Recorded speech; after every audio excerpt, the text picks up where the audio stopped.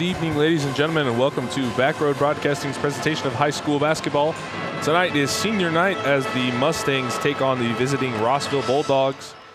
Isaiah Dobbins, Judd McCormick here this evening.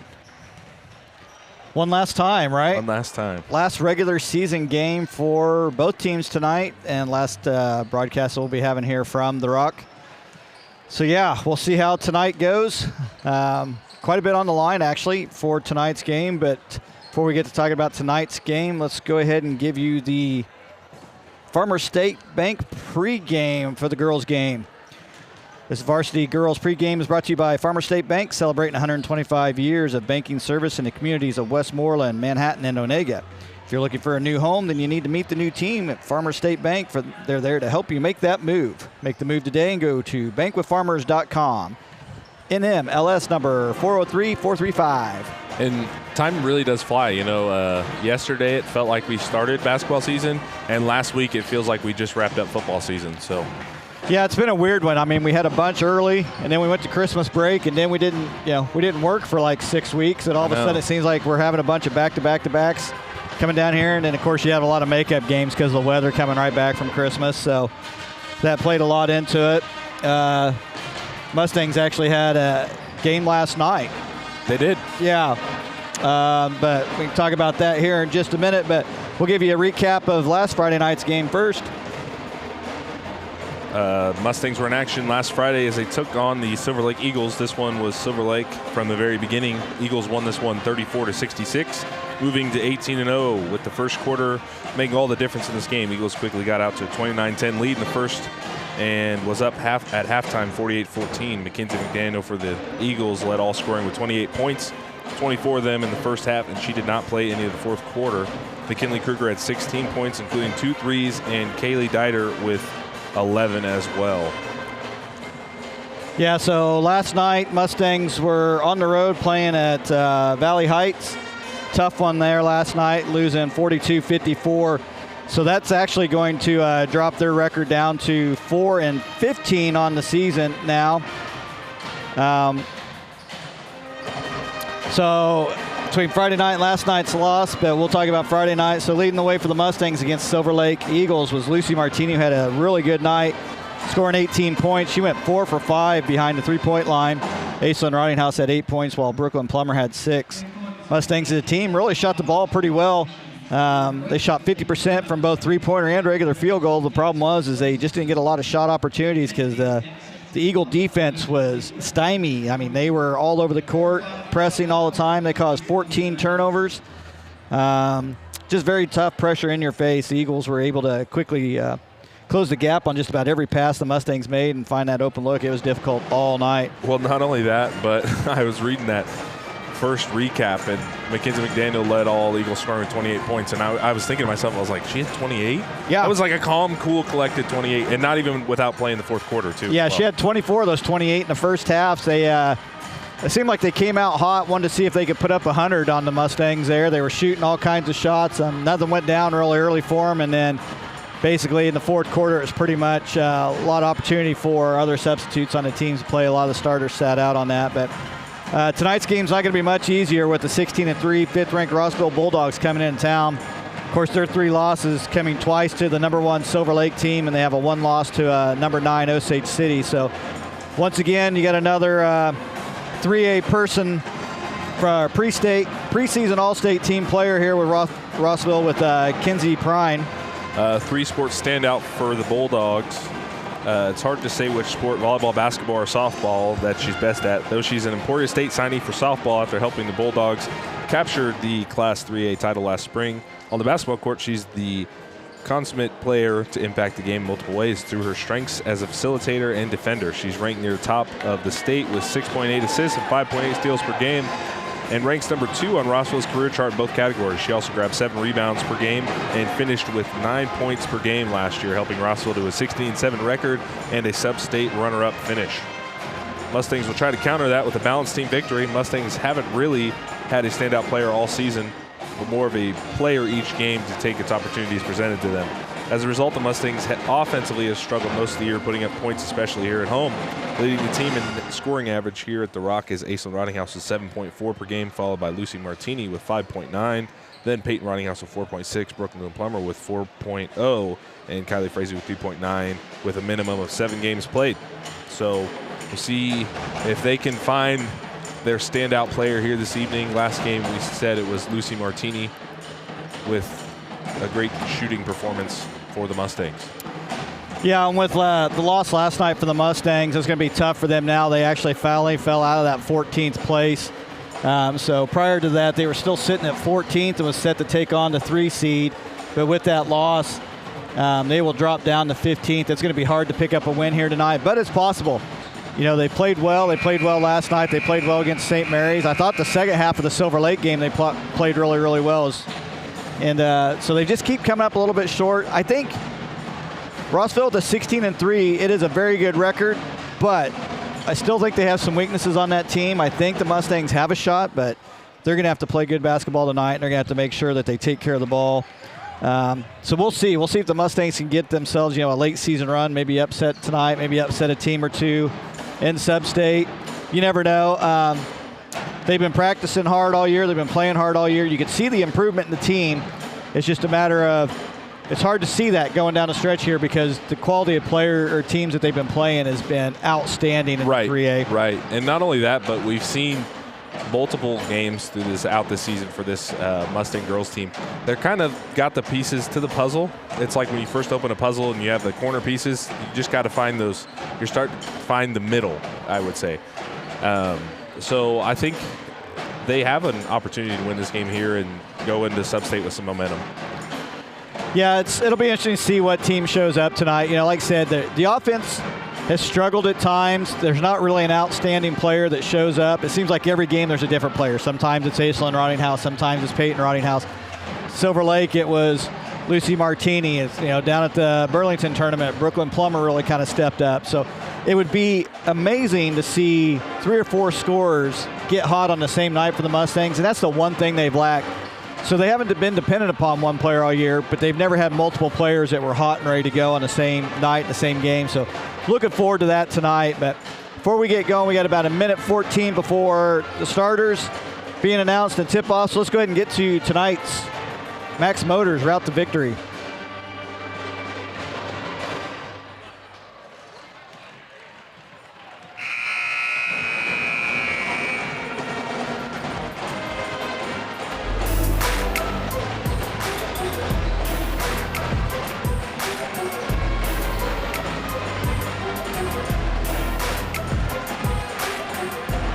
For Rock Creek, you just want to relax and play. Take those open shots and move that ball in and out of the lane. Pass it around. We saw several opportunities against Silver Lake when they were pushing in and out.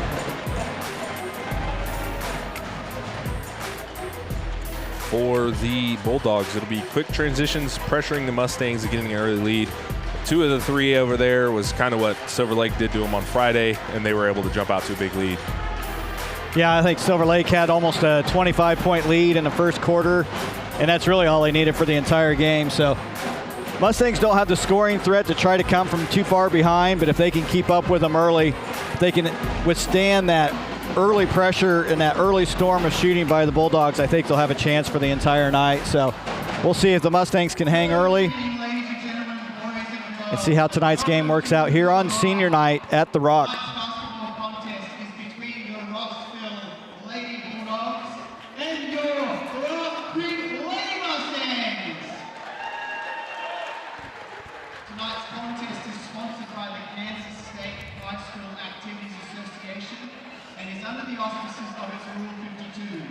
Simply put, if you are in the building, you are expected to act in a sportsmanlike manner.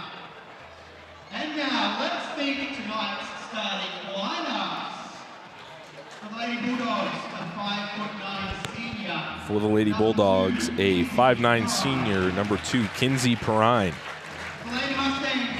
For the Lady Mustangs, a 5'6" freshman, number 0, Lucy Martini.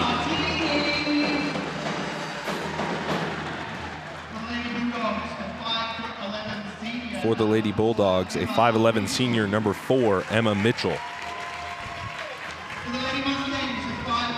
For the Lady Mustangs, a 5'5" freshman, number 1, Kylie Frazee.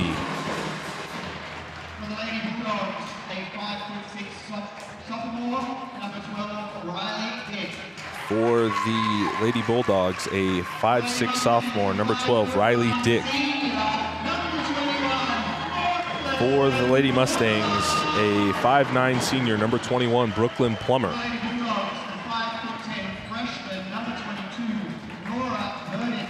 For the Lady Bulldogs, a 5'10" freshman, number 22, Nora Burdick. For the Lady Mustangs, a 5'9" senior, number 32, Peyton Rottinghouse. And for the Lady Bulldogs, a 5'11" senior, number 25, Katie Spielman. And for the Lady Mustangs, a 5'11" senior, number 42, Ella Rhodes.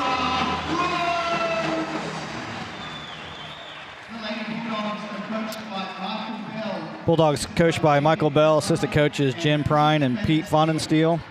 Mustangs coached by Adam Plummer, assistant coach Jessica Roach, and assistant coach Allie Snap.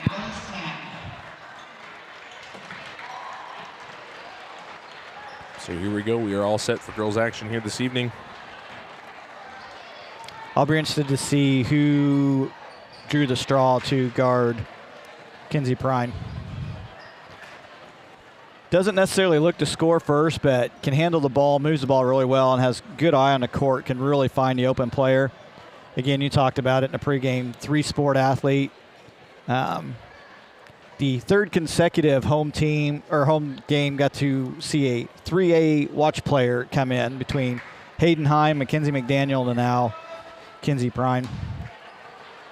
And reminds me of the people, you know, in a pickup game that you would hate to guard. You know, they're always moving.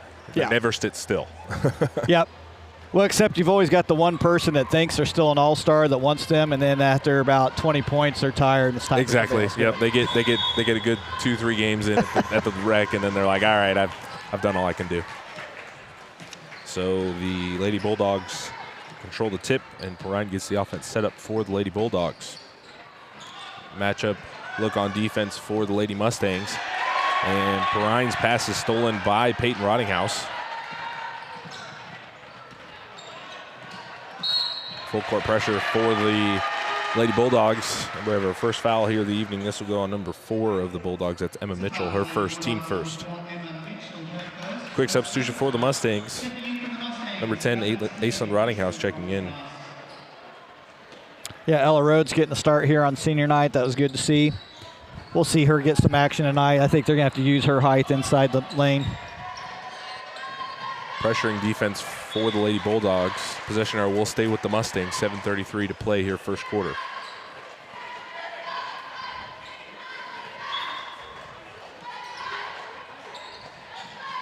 Here's Aislinn Rottinghouse off the inbounds. Here's Rottinghouse on the drive. Drives in. Ooh. Bodies are on the floor. And we're going to have a blocking call. This will go on the Lady Bulldogs. They'll send Peyton Rottinghouse to the line for 2. That first foul will go on Riley Dick, her first, team second.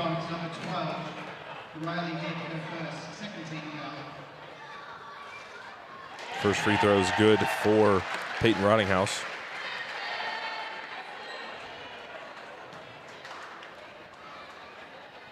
Tough foul to take there by Riley Dick. It looks like she was there. Looks like Rottinghouse was maybe a little bit out of control, but needless to say, she got the call and got a chance to shoot 2, make him one of the 2. Mustangs take a 1-point lead. Here's Mitchell on the wing, guarded by Peyton Rottinghouse. Riley Dick will fire for 3 and hit the top of the backboard. Possession arrow will go to the Mustangs. 7 minutes to play here, first quarter. Bulldogs are going to be in a matchup, full court press.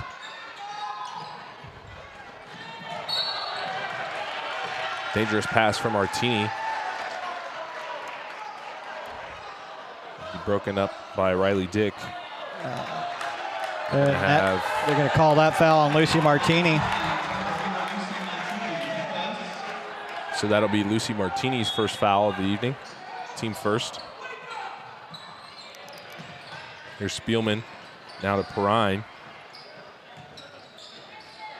Here's Mitchell in the corner. Drives in, and they're going to get Mitchell with the travel.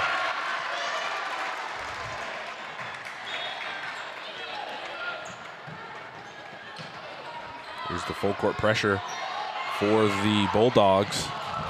Intercepted by Prine.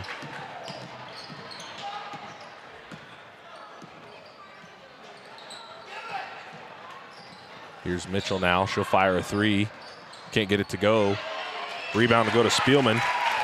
And the Lady Bulldogs take the lead.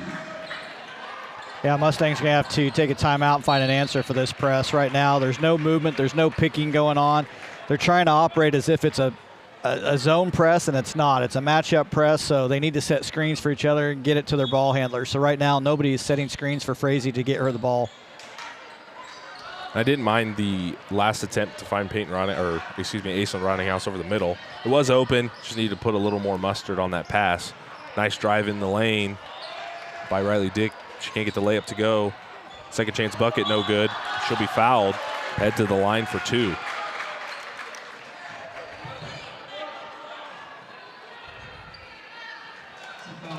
That'll go on Kylie Frazee, her first, team second. Yeah, Mustangs want to win this game. They're going to have to shut down those second chance, third chance opportunities. First free throw won't go. 2-1 your score, 6:18 remaining here, first quarter.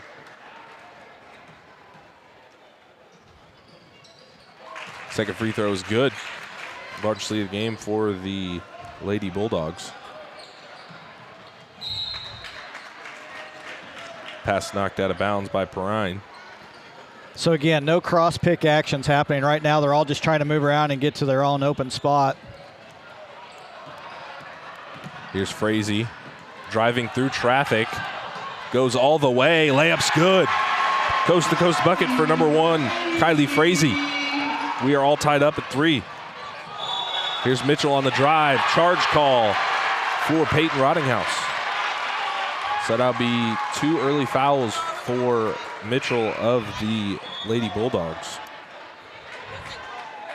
As Kinley Porter checks in for the Lady Bulldogs, 5'10" senior. 6 minutes to play.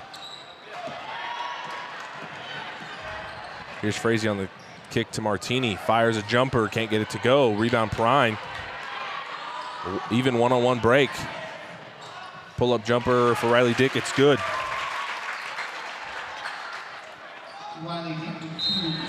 Lady Bulldogs lead by 2. 5:41 to play here, first quarter. And Coach Plummer calls a timeout. This break in the action is brought to you by Shortstop, offering the convenience that you need and the service you deserve. You'll find a friendly employee ready to serve you every time you walk through the door. Shortstop always has daily food and drink specials with the highest quality fuel at each of their 17 locations throughout Kansas, including Clay Center, Walmego, Manhattan, and Westmoreland. No matter where you're going or how long it takes you to get there, they'll always have time for a short stop. So, action-packed first quarter here. As we're nearing the halfway point.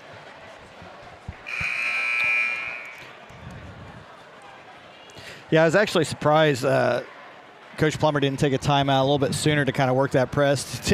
Did kind of catch a lucky break there. Got Frazee on the ball moving. She happened to get past the trap quickly and was able to take it all the way in for the Mustangs. One basket they had on them. I'm sure the Bulldogs are going to make those changes. Rottinghouse finds her sisters, drives in, loses the handle. Skip pass over to Peyton Rottinghouse.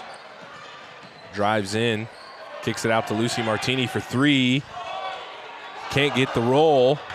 Rebound will go to the Bulldogs. That'll be Nora Burdick on the rebound. Here's Spielman. Now up top, Perrine. Drives to her right, back over to Spielman. Well defended by the Mustangs. 5 minutes to play here, first quarter. Here's Riley Dick on the drive, and she'll head to the line for 2.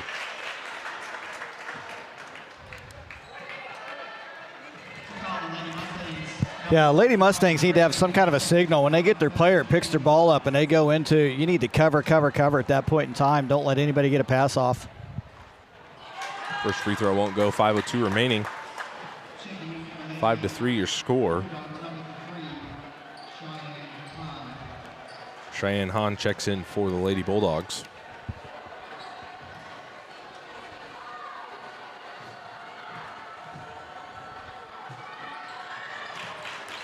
Second free throw is good.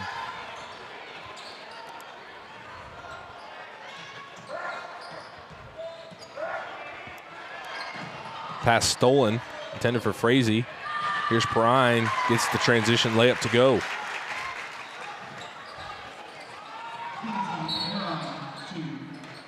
Largest lead of the game for the Lady Bulldogs.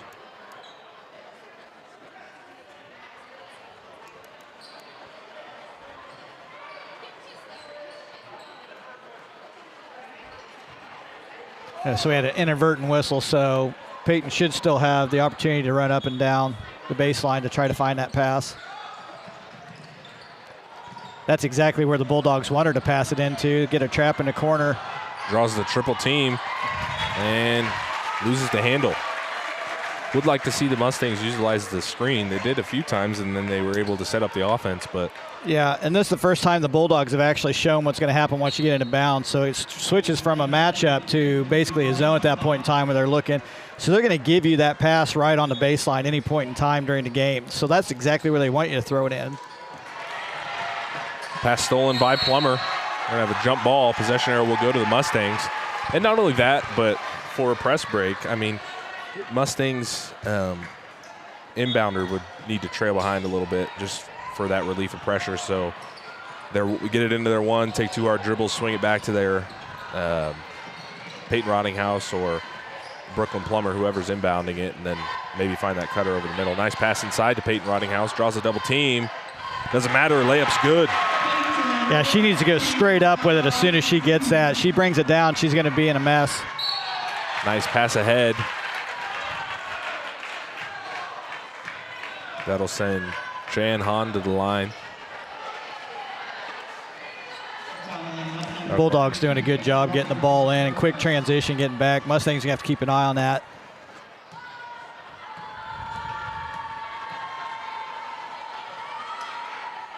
Hahn's first free throw won't go.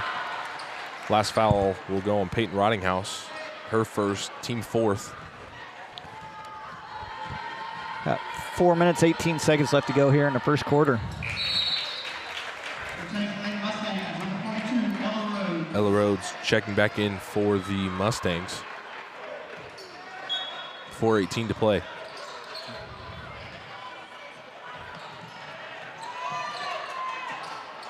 Inbounds into Aislinn Rottinghouse. Nice job by the Mustangs, but turnover as they try to get it into Ella Rhodes. Yeah, I got sped up a little bit. So as you can see, they're looking to trap in 3 spots, anywhere along that baseline, and they were kind of giving up the soft sideline, but they were waiting as soon as she crossed that timeline. So good job of getting rid of that as soon as she crossed the timeline. Need to keep their head up. Had Ella Rhodes right underneath for an easy 3-footer, just overthrew her. Good movement by the Lady Bulldogs. Here's Hahn, guarded by Aislinn Rottinghouse. Perrine gets things reset. With a foul underneath. Possession arrow will stay with the Bulldogs. That'll go on Ella Rhodes, her first, team 5th. Very physical game already early on between these two teams.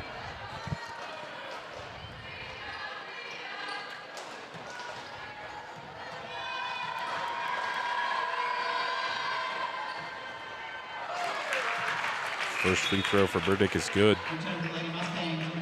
Brooklyn Plummer checks back in for the Lady Mustangs.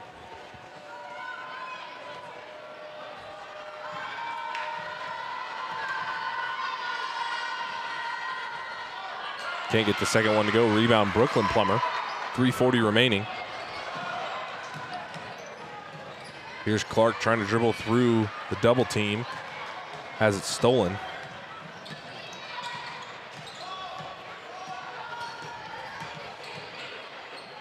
Here's the pass to Porter in the corner. Porter off the screen. Now over to Hahn, to Perrine, guarded by Clark. Good motion offense by the Bulldogs here, setting a lot of screens away from the ball, pass and pick away.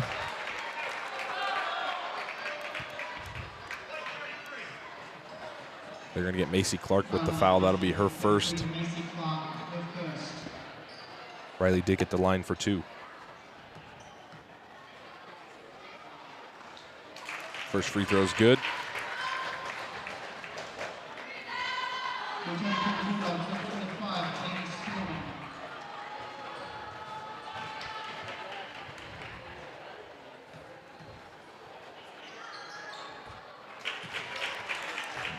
Pair of free throws good for number 12, Riley Dick. 3 minutes to play here, first quarter. 7-point lead for the Bulldogs. Macy Clark's going the wrong way right now. Mustangs got to get it across. And 10-second call for the Lady Bulldogs. So they'll take over possession on the far sideline.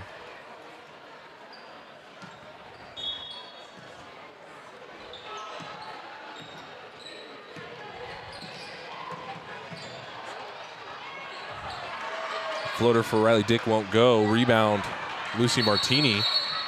We'll have a jump ball between Rhodes and Hahn. Possession arrow will stay with the Bulldogs. I think this is one thing that the Mustangs are lacking right now is a true comfortable point guard.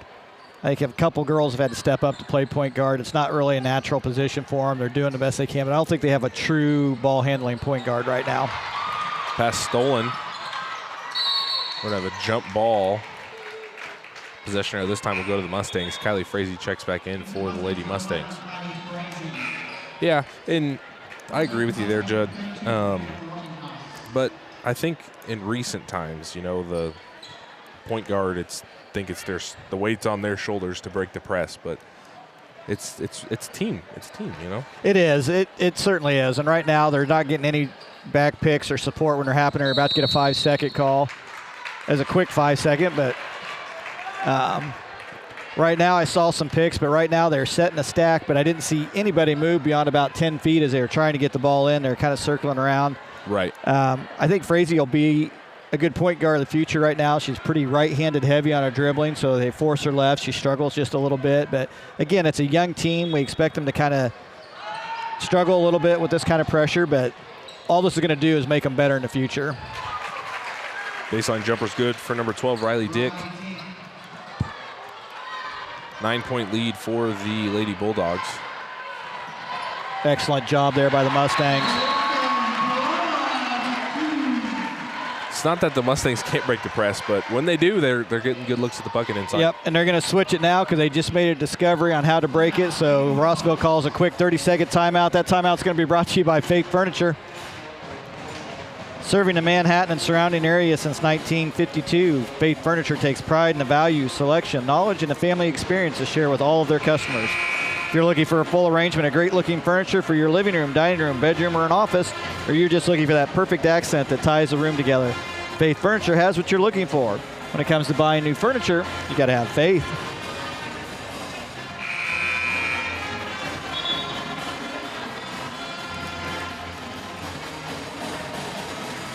So we'll see if the Bulldogs come back out with the same style of press. I have no doubt that they will be pressuring the Mustangs. They've seen in multiple game films how the Mustangs sometimes struggle with it.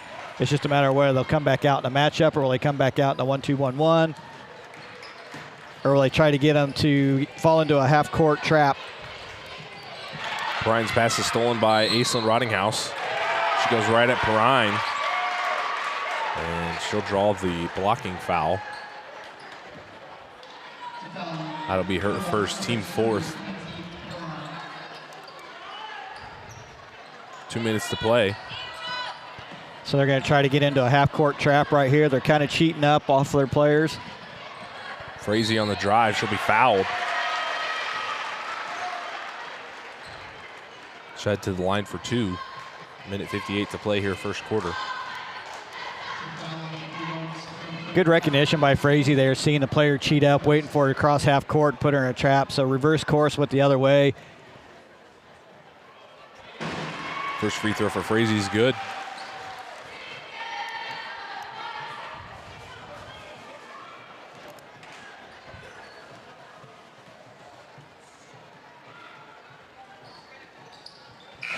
Both free throws good for Kylie Frazee. Ella Rhodes checks back in for the Lady Mustangs. Who's checking out? Okay.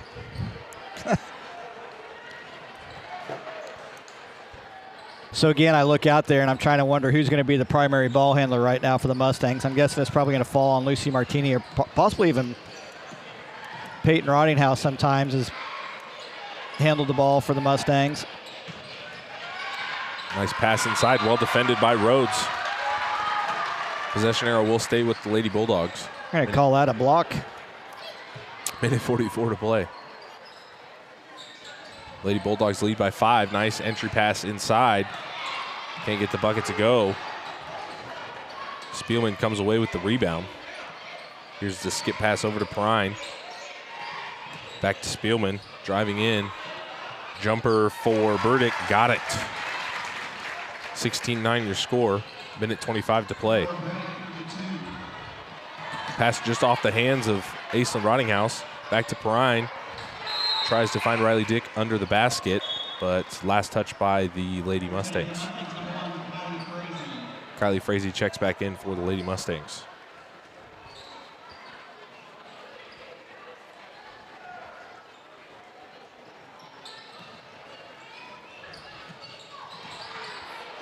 Pass down low. Possession arrow will stay with the Bulldogs. Kinley Porter and Ella Rhodes checking in. Minute 12 to play. Interesting substitutions for the Mustangs there. And with a foul underneath, that'll send Katie Spielman to the line for 2. And offensive possessions for both teams looking like a game of hot potato out here. I mean, just not really having a sustained drive on the offensive end.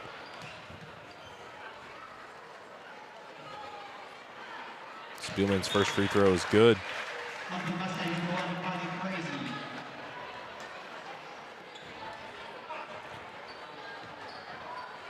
Yeah, I feel like the Bulldogs are going to kind of rely on their transition offense to get their points tonight and really want to focus on the defensive side. Both free throws for Spielman are good. Inbounds to Aislinn Rottinghouse. Minute 8 remaining to play. Rottinghouse draws the double team. Coach Plummer wants another timeout.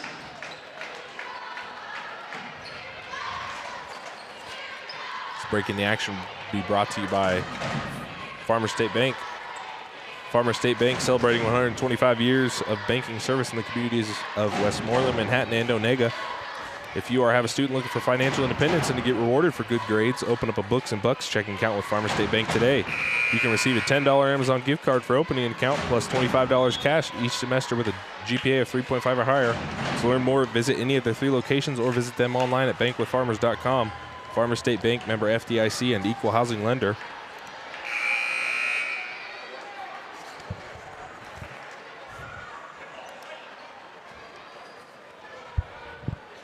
So a minute and some change here remaining first quarter. Yeah, so Mustangs have used 2 of their 30-second timeouts here in the first quarter, trying to set this press breaker up. The Mustangs kind of getting baited in that trap with the dribbles. A lot of pass fakes and just simple, overhead pass or chest pass can go a long way for the Lady Mustangs. Multiple times they've had a beat too, and they've just thrown away. That was another one. Lucy Martini, they basically had a layup. All they had to do is get her the ball, and unfortunately led her just a bit too much. And I hate to blame one player or the other right there. Maybe if you're Frazee, you throw it right at her, but you're leading her, hoping Martini's going towards the basket as well. So again, that's a little bit of the inexperience that will come along with them playing together. Hopefully there'll be several years of these two playing the 1 and 2 position. Here's Hahn on the drive. Can't get the layup to go. 25 seconds remaining. Here's Martini. Pass is tipped, controlled by Aislinn Rottinghouse. Nice pass inside to Plummer. Layup's good. 7-point ball game here. 10 seconds remaining. Here's Perrine. Over to Spielman. Spielman now. Riley Dick will fire the last second shot. Won't get it to go after 1 quarter of play. Lady Bulldogs lead by 7, 18-11 your score. We're going to go ahead and get to our first Bandit brain teaser here, the break in the first quarter. What is the Kansas High School girls team record for most points scored in a game by a losing team? Is it 87, 94, 103, or 107? What is the most points scored in a game by the losing team in a girls game?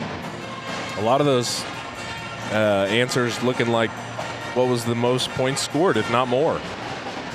But that's still impressive. Even though they lost, to still put up almost 100 points. Second half of this break in the action is going to be brought to you by Dubet Family Farms. Dubet Family Farms and LLC, Indiana family supporting the Mustangs girls basketball. John Bush and Dubet Family Farms out there in Kentucky and Indiana watching and rooting on the Mustangs tonight. Thanks for joining us online. Been a supporter of Back Rows Broadcasting all season long. We sure appreciate it, John.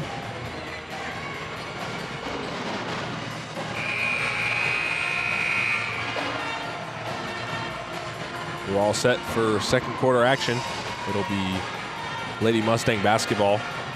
So the Mustangs, in all honesty, all they need to do is break this press 2 or 3 more times and get easy buckets, and I think the Bulldogs will pull it off and start sliding back to a half-court press at that point in time. Here's Martini on the drive. Pass intended for Frazee, stolen by Prine. Prine drives baseline. Here's Emma Mitchell on the drive. Can't get the layup to go, but Spielman comes away with the second chance rebound. She'll be fouled and head to the line for 2. That'll go on Peyton Rottinghouse, her second, team first of the quarter.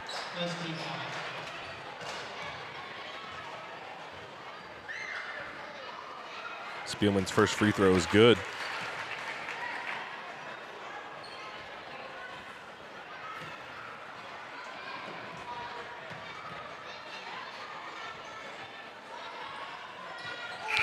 Back-to-back free throws for number 25, Katie Spielman. Good substitution right there for Rossville. Mustangs want to try to get that ball, get in, and get out and get it thrown in as quickly as possible, but stopping the action basically allows the Bulldog defense to get set here.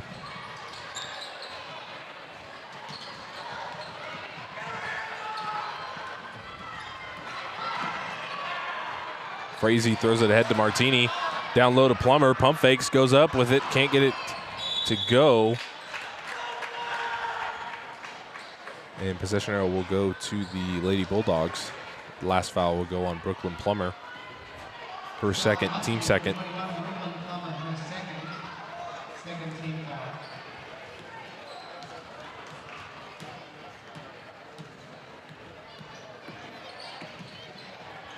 Here's Prine on the pass to 22. That's Nora Burdick. Takes it all the way. Largest lead of the game for the Bulldogs. Here's Aislinn Rottinghouse. Goes right at Spielman. And get her with the block.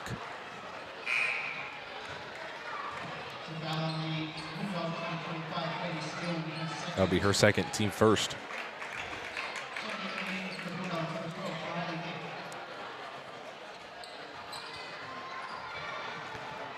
And they missed the open one right there. Frazee going up the sideline. Gets it into Peyton Rottinghouse.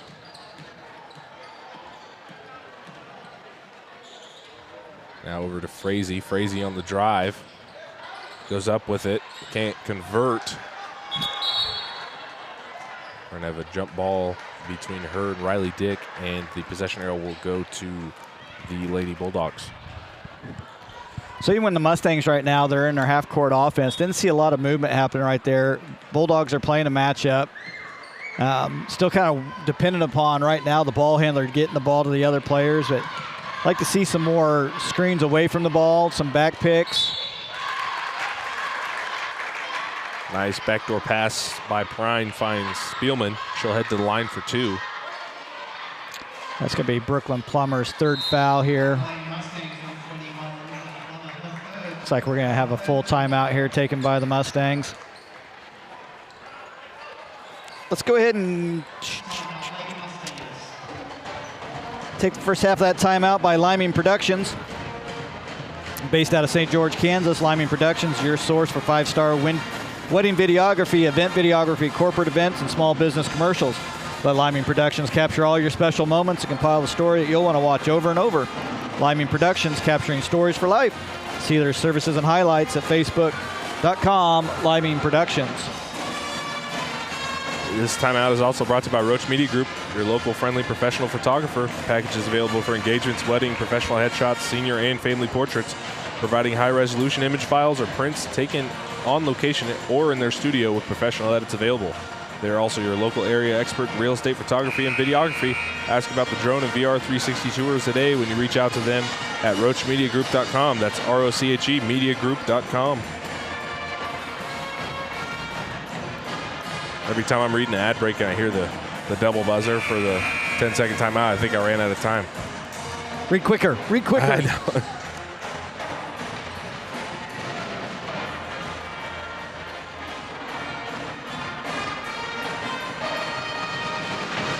Wish we had the capability to, during that break, like they do on NFL replays and NBA replays with the magic marker on the screen. We could draw up a press break for visual learners out there. Yeah. All we need is some more national sponsorship. I think we can do it. Or I could just get a piece of computer paper or a scratch piece of paper and draw it up and then put it in front of the camera. Just get us an overhead projector, maybe. I don't know. Maybe you guys don't know what that is. That may have been way before your time. I remember overhead projector. We were just talking about that in class today. All right. With the transparencies and the grease marker. I was always blown away by how they could write on the plastic sleeve and then erase it. I know. That was just mind-blowing to me as a kid. I don't know why, but. Good job by the Mustangs there, finally breaking that press, had an open player underneath, out of bounds. But the important thing is in the Mustang side of the court, so now they can actually set up an inbound plays, run an offense. Like for the Mustangs to find a little more contact with the screens. It looks like they're kind of just going through the motions when they go to set a screen, so it's not really freeing up their entry pass. Kylie Frazee fires a three. Can't get it to go. Rebound will go to Spielman of the Lady Bulldogs. Nice take by Nora Burdick. She gets the bucket to go. 15-point lead now for the Lady Bulldogs. And they're going to get Frazee with the double dribble.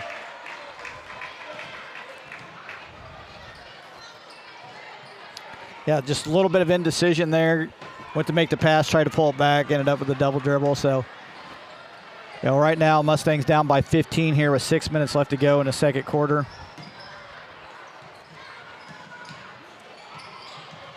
Here's Dick on the baseline drive. Goes up with it, loses it.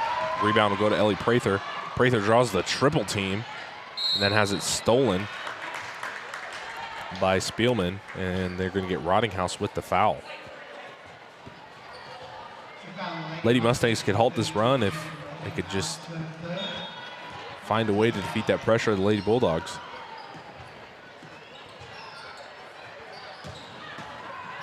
Here's Burdick on the drive. Banks it home. She just puts her shoulder down and goes. Mustangs got to close the gap on her, take that away. But, yeah, her first step, basically, she's already got two-step lead into the basket. Nice pass underneath for Prather. Can't get the layup to go. Rebound Burdick. Skip pass ahead to Dick. Dick driving baseline, kicks it out to Prine, has it stolen. Bulldogs will retain possession. Rottinghouse needs to be careful here. She's already got 3 fouls. Don't want to pick up the fourth one here with 5 minutes left to go in the first half. Scoop layup won't go. Rebound Mitchell. She'll get the second chance bucket. 19-point lead now for the Lady Bulldogs. Skip pass ahead to Prather. This time she gets it to go.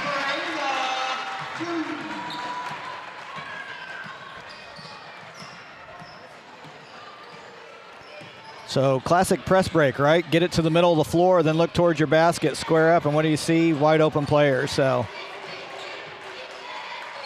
Burdick fires a three, can't get it to go. Rebound Aislinn Rottinghouse. Aislinn Rottinghouse drawing the double team, steps through, finds her sister. 3-on-2 break now. Martini fires a three. It's good. Got it. 5-0 run now for the Lady Mustangs. Let's pass ahead to Mitchell. Mitchell drives in, scoop layup, won't go. Rebound, Aislinn Rottinghouse. And they're going to get Nora Burdick with the foul.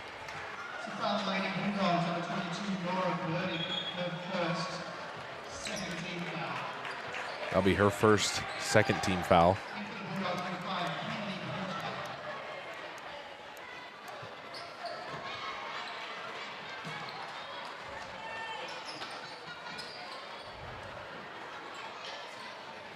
There's Aislinn Rottinghouse to inbounds. And they're going to get a hold on number 12, Riley Dick. That'll be team third. Her second.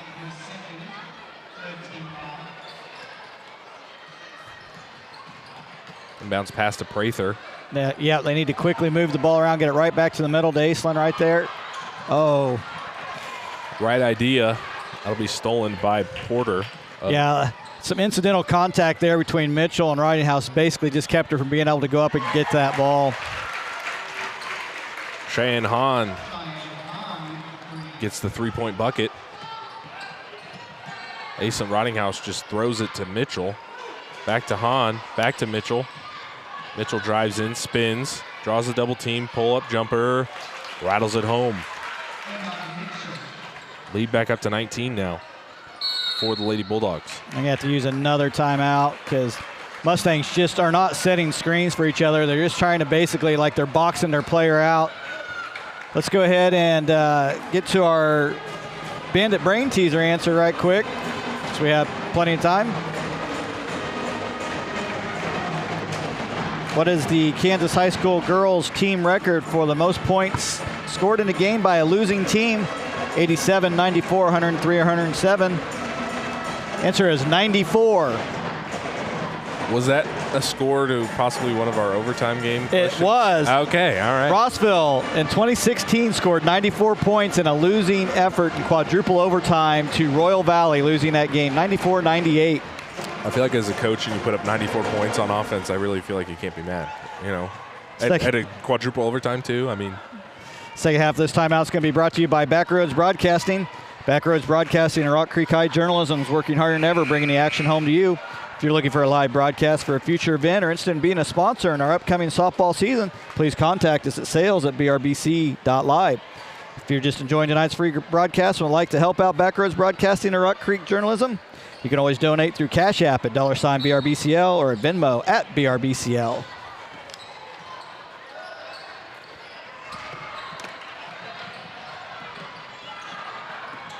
And with that zone press break of the Mustangs, they have at least three of their players around half court, which is kind of making it easy for the Rossville defenders to guard their matchup and ball as well. Yeah, back pick would be okay as well, but the Mustangs caught their first break of the evening right there with 3 minutes left to go in the first half. Riley Dick just picked up her third foul. Offensive threat there for the Bulldogs outside and driving the lane. So here's Martini, corner three. Rebound to go to Perrine.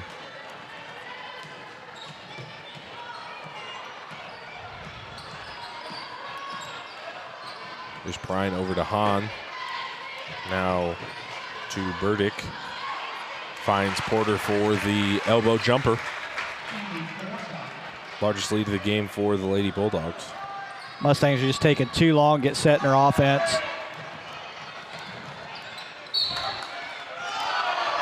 And possession arrow will stay with the Lady Mustangs. Biggest problem is right now, the person that's passing it or throwing it in for the Mustangs is immediately running out of bounds, get the ball, which you want. Problem is the rest of the team's taking too long to get set, so they're already 2 seconds in their 5-second count before the Mustangs are even trying to get set to even setting screens right now. So just a little bit tardy right now, but here's Martini. Pass to Aislinn Rottinghouse. She'll be fouled by Hahn. That'll send Aislinn Rottinghouse to the line for two. That'll be Cheyenne Hahn's first foul. And not only spacing for the Mustangs, but a simple get it into your ball handler and clear out would go ways too. Yeah, but you want to be careful how far you're clearing out because it's not a straight matchup. So they have three sitting back a little bit. So if you can get her come up the sideline, if you can set a side pick and just rub one of them off into them would be great.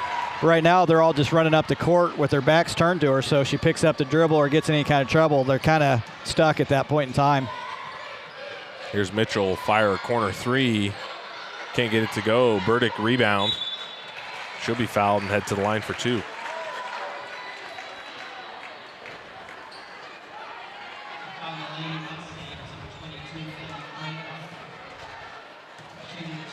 That'll go on Ellie Prather, her first. Burdick's free throw is good. 21-point lead for the Bulldogs.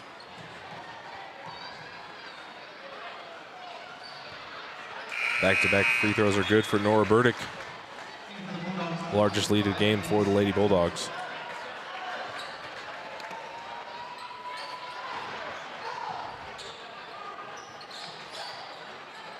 And right now, Martini's underneath the basket, which is the last place you want to be trying to throw it in.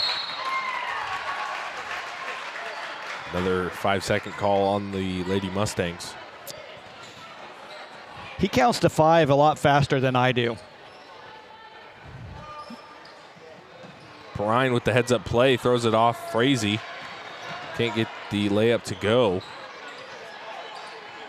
See, right now the Mustangs should not have been allowed anybody in that. They should have had a hand in every passing lane when that dribble was picked up. Here's Mitchell on the drive, gets the layup to go. Tell you what, when the Bulldogs decide to drive in a lane, they're driving in a lane. They go in there with a mission. I've never seen a team go to the basket that strong that we played all year here on the girls' side. Pass inside to Porter. Porter to Hahn. Hahn throws up the floater, can't get it to go. Somehow gets tipped out to Perrine. She fires a 3, can't get it to go. Rebound Prather.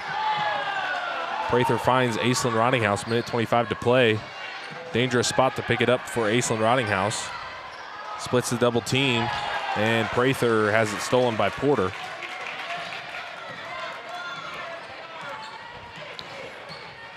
They have the right idea, but I've yet to see a ball fake or a bounce pass. That right there, ball fake up, bounce pass, you got another 2 points, easy layup. There's Mitchell guarded by Rhodes. Drives in, finds Porter. We're going to have a charge call. That'll go on Emma Mitchell. That'll be her 3rd.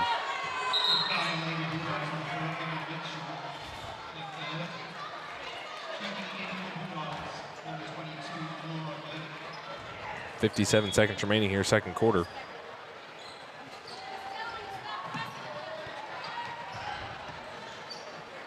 There they go, right up to the middle. Oh. And they're going to get Spielman with the foul.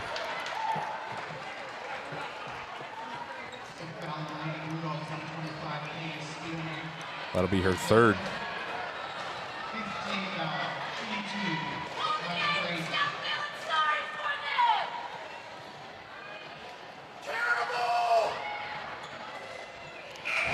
First free throw for Frazee is good.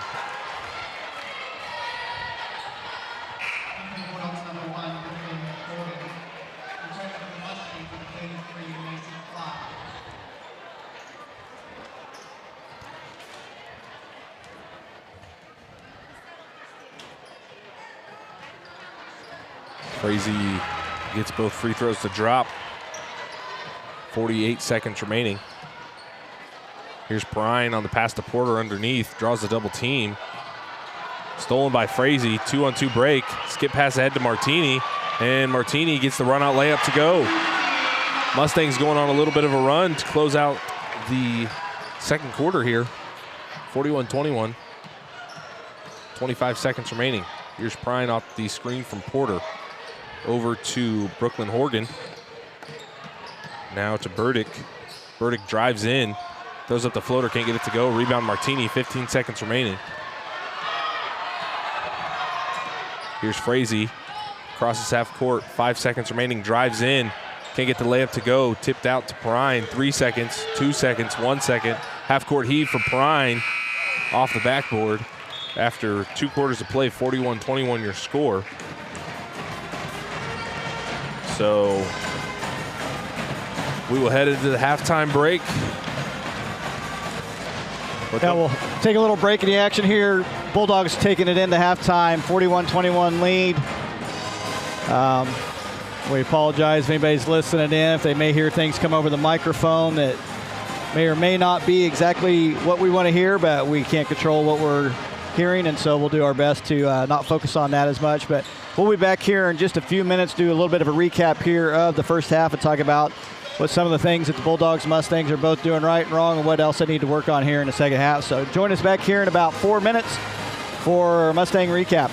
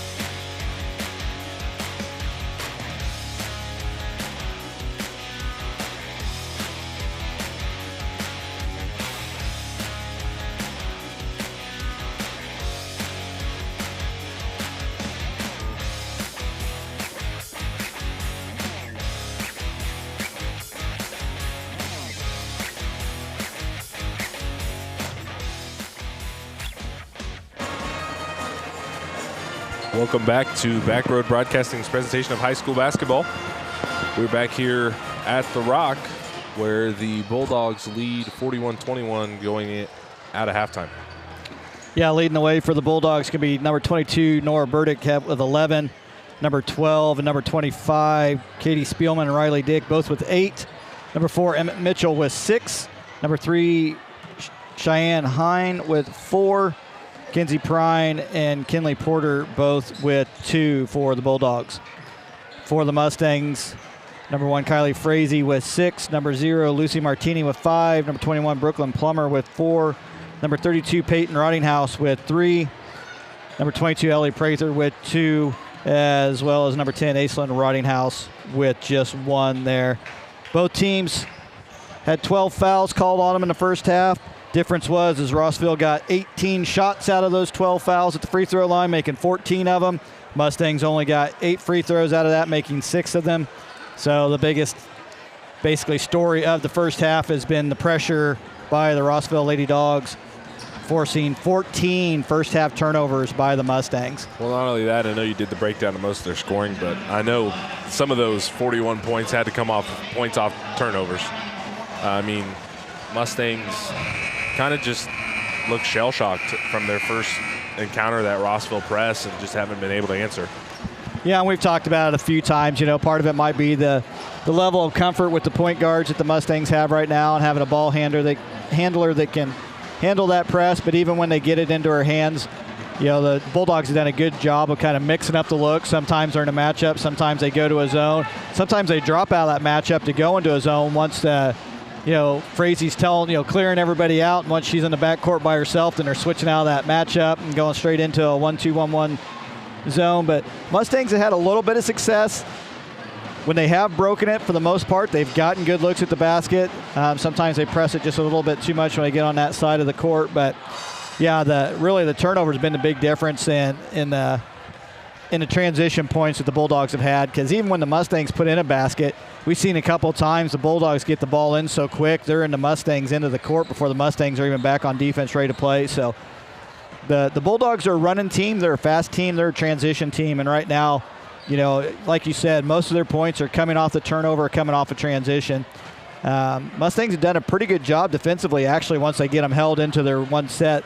I will say the one thing that they probably haven't done great on is, you know, they may be holding the Bulldogs to a half-decent shot or a bad shot, but then they end up getting a rebound and end up getting another opportunity out of it anyway. So Bulldogs have been doing a good job crashing the board and getting the rebounds when they need to. You know, they got 10 offensive rebounds right now. Mustangs really struggling rebounding the ball. So anytime they get something kind of go their way, the Bulldogs and the tenacity that they're playing with and the aggression that they're playing with, you know, they're playing very high tempo, very aggressive. They're going after every loose ball. They're going after every ball that's in the air. Yeah, they've gotten a few fouls out of it here and there, but they've won those breaks a lot more than they've lost those breaks. So, and I mean, there's positives to be taken away from both teams, but really what I liked from the Mustangs was once they were able to beat that press, they were able to find looks at the basket. And, you know, to end that half, they started off with, they had a 6-0 run going into halftime. So, I mean, things are, I would say, trending in the right direction. They were at this point, we saw them a week and a half ago against St. Mary's. They were down 20 at halftime. They ended up closing the game and only losing by 9. So right. Yeah, I don't see the Bulldogs changing their style of play at any point in time this game, regardless of the lead. I think they'll still be full court pressing. They're going to get a taste of blood. They're going to want to keep going. So tough thing's going to be for the Mustangs right now that they're going to have to deal with this entire second half is they've only got one timeout left to go in this game. So they were burning through timeouts trying to work out press breaks. So I imagine that's probably what the whole gist of the halftime conversation was about, is how to break that press. And me personally, I mean, I probably just would have taken one timeout, but I mean, that's neither here nor there. Because, I mean, one timeout left and 2 quarters to play would be hard to manage. Frazee has it tipped, stolen. Here's Perrine, cross court to Spielman. Back out to Riley Dick. She'll fire a 3. Can't get it to go. Rebound Perrine. Finds Burdick inside. Nice up and under. Gets the layup to go. Here's Frazee driving through the double team, drives in, can't get the layup to go. Rebound Spielman.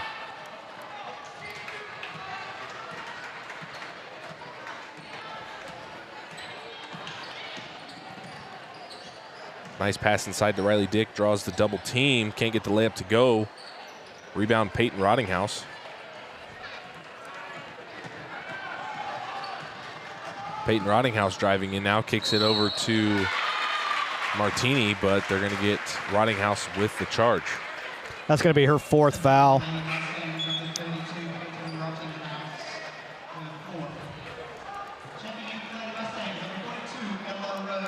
So may not see much of Peyton Rottinghouse here in the second half, having 4 fouls, picking that up just a little over a minute into the third quarter. Here's Perrine looking for Burdick, but rare mistake. Yes. Rare mistake there by Prime. Thought she was going to zig when she zagged.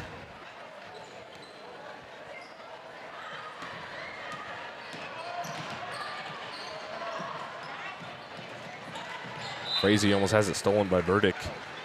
She'll knock it out of bounds. Yeah, those passes have to be a little bit crisper, a little bit harder. Well, not only that, too, but I feel like the Mustangs could, kind of meet the pass a little bit, too. They do tend to wait on the ball, and the Bulldogs are not waiting on the ball. They're going after every ball that's out there, whether it's in the air, it's on the court, whatever it may be. They're going after it constantly. And so I always used to say that to my kids, even if we were getting absolutely annihilated on the scoreboard. I said, all I want to see is you match the aggression of the team you're playing. Go after that ball. Go after that, earn the dirty points, so to speak. Last miss coming from Clark on the three-point attempt. Here's Spielman on the drive. Gets her own miss. Tips it back out to Mitchell. Third, fourth, now 5th chance bucket for the Bulldogs. Can't get it to go, and possession arrow will stay here. Lost track of rebounds there for them. I'll see if I can help you out. Burdick had 2, Mitchell had 1, and Spielman had 1. Burdick gets the bucket to go. Clark just throws it to Perrine. Perrine gets the layup to go. I believe that's her first bucket of the evening. Second. Actually, it might be her first bucket. Her first 2 points were off of free throws. Yeah, yep. Which, like we said, I would be sure our unofficial stats, she's assisted on half their points, I'd say. First half of this break in the action is going to be brought to you by Shortstop, offering the convenience you need and the service you deserve. You'll find a friendly employee ready to serve you every time you walk through the door. Shortstop always has daily food and drink specials with the highest quality fuel at each of their 17 locations throughout Kansas, including Clay Center, Wamego, Manhattan, and Westmoreland. No matter where you're going or how long it takes to get there, you always have time for Shortstop. This break is also brought to you by Faith Furniture. Serving Manhattan and the surrounding area since 1952, Faith Furniture takes pride in the value, selection, knowledge, and family experience to share with all their customers. If you're looking for a full arrangement of great-looking furniture for your living room, dining room, bedroom, and office, or you're just looking for the perfect accent to tie the room together, Faith Furniture has what you're looking for. When it comes to buying new furniture, you got to have faith. So Mustangs taking their last time out of the game. So it's going to be a long second half. I'm going to say there's about a 50-50 odds that they end up with a technical fouls. They try to call a timeout later in the game without one. Somebody's probably going to get in trouble. A la Chris Webber of the Michigan Wolverines National Championship circa 94. Yeah, yes, Fab 5 Michigan.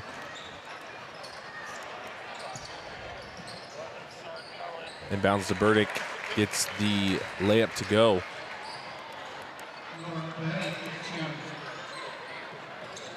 Lead up to 28 for the Bulldogs.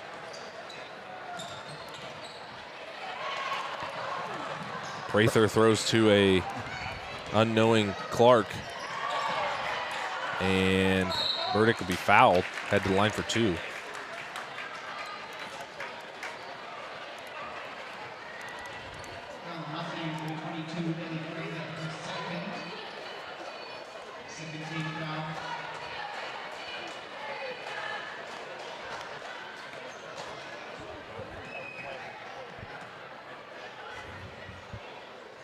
Burdick's first free throw is good. Mason Rottinghouse and Kennedy Whaley checking in for the Lady Mustangs.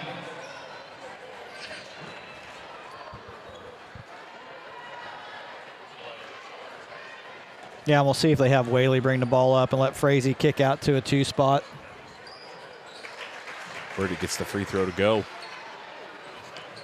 The lead up to 30 now for the Bulldogs. Here's Frazee. Pass to Aislinn Rottinghouse. Jumper, can't get it to go. Nora Burdick with the rebound. 5 minutes to play. Here's Perrine driving to her left, finds Mitchell. Mitchell driving in, goes up with it. Rebound will go to Kennedy Whaley.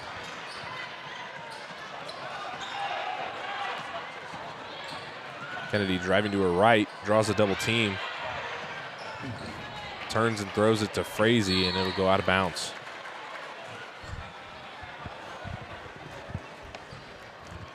Yeah, you can see the frustration down there on the Mustang bench right now. Everybody absolutely just struggling right now with the Bulldog press.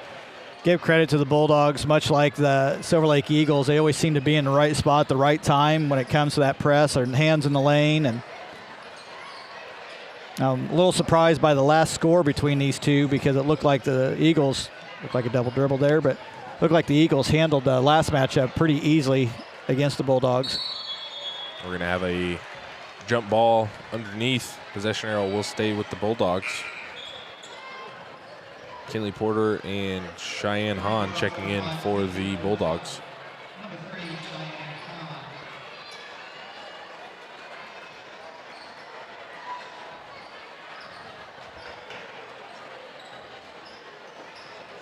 Perrine to inbound. Gets it into Porter. Hahn, spin move, goes up with it. She'll be fouled and head to the line for 2. Bringing it Lucy Martini with the foul. That'll just be her second foul. 4 minutes, 17 seconds left to go here in the third. So I will certainly be keeping an eye on that 3A sub-state with Nemaha Central, Silver Lake, Rossville, St. Mary's. It's a gauntlet, man. At Marysville, yeah. Any of those teams that make it out of there can make a run at the title this year. I'd have to think that whoever wins that sub-state, regardless, has probably got to be one to look at the state tournament. A tough back-to-back for the Lady Mustangs, going from the number 1 team in girls 3A to then the number 3 team. Yeah. Frazee on the drive, gets the layup to go.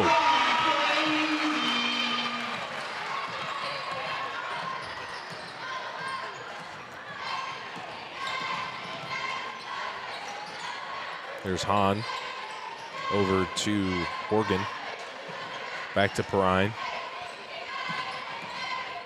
And I would say our last 2 broadcasts, we by far and away saw the 2 most talented high school girls teams that we've seen this year.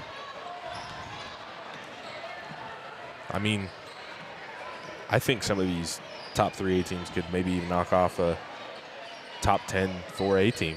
You know, right now I don't disagree, because 4A is pretty much going to be dominated by Bishop Miege and McPherson. I think are really the only 2 teams that are really kind of untouchable. Wamegos had some injuries. They've dropped all the way down to 4. But yeah, I don't doubt it. I think Silver Lake and Rossville, if they were 4A, they'd probably be both ranked in the top 5 of 4A right now as well. Hahn will fire a 3. Gets her own miss. Goes up, she'll be fouled. Head to the line for 2.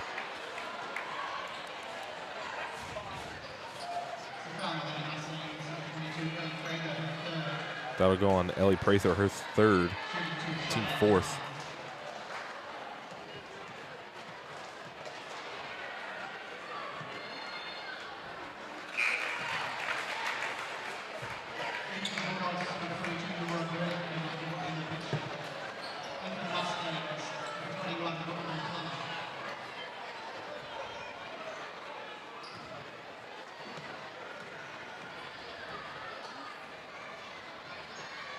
Hahn's second free throw won't go. And we'll say his last touch by the Bulldogs. Mustangs will have possession.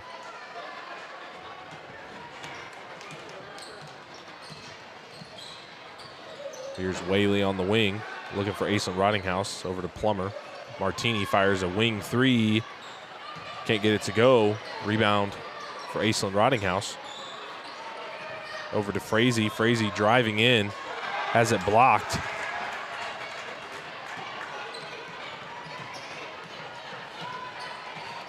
Nora Burdick gets the offense set up for the Bulldogs. Pass into the corner. Inside, Burdick back to Hahn. Hahn driving in, goes up, gets the layup to go.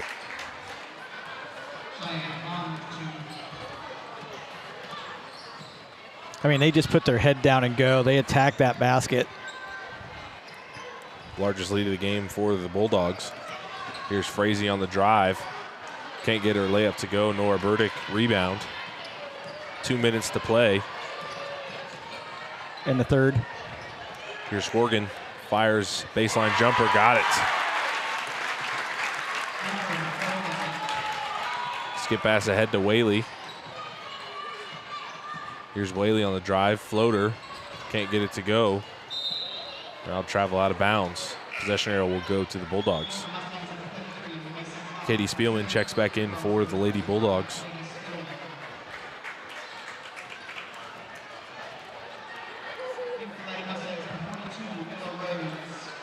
Yeah, so we're sitting here talking about how we think we do. Right now, Fort Scott in 4A is 17-1. Bishop Miege is 16-2. And then you got Wellington on the other side at 17-1. So, and granted, they're not playing the same teams, but you got the Bulldogs here tonight with 3 losses, 2 of those coming to Silver Lake. That's undefeated, 18-0 right now. Jump ball. Possession arrow will go to the Lady Mustangs.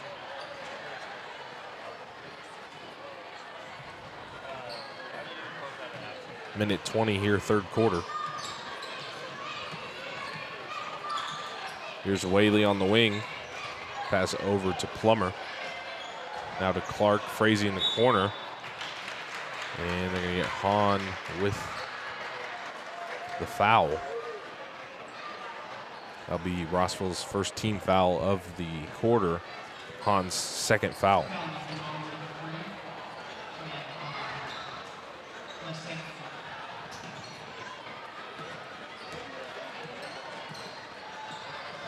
This is the entry pass into Plummer. Plummer driving in. Turnaround jumper. Can't get it to go. And possession arrow will go to the Bulldogs. Last touch by Plummer. You know, last couple of possessions, Mustangs have gotten good looks at the basket and decent shots. They just haven't been able to get them to go down. So, you know, I think they're doing the right thing once they get into the offensive zone and can run their offense here in the third. Getting it there has been the struggle. Porter fires a three. We'll call that a pass to Mitchell. Mitchell has it blocked. Plummer draws the double team, finds Frazee, 40 seconds remaining. Let's pass ahead to Clark. Clark over to Whaley. Whaley inside to Rhodes. Back out to Whaley. 25 seconds remaining.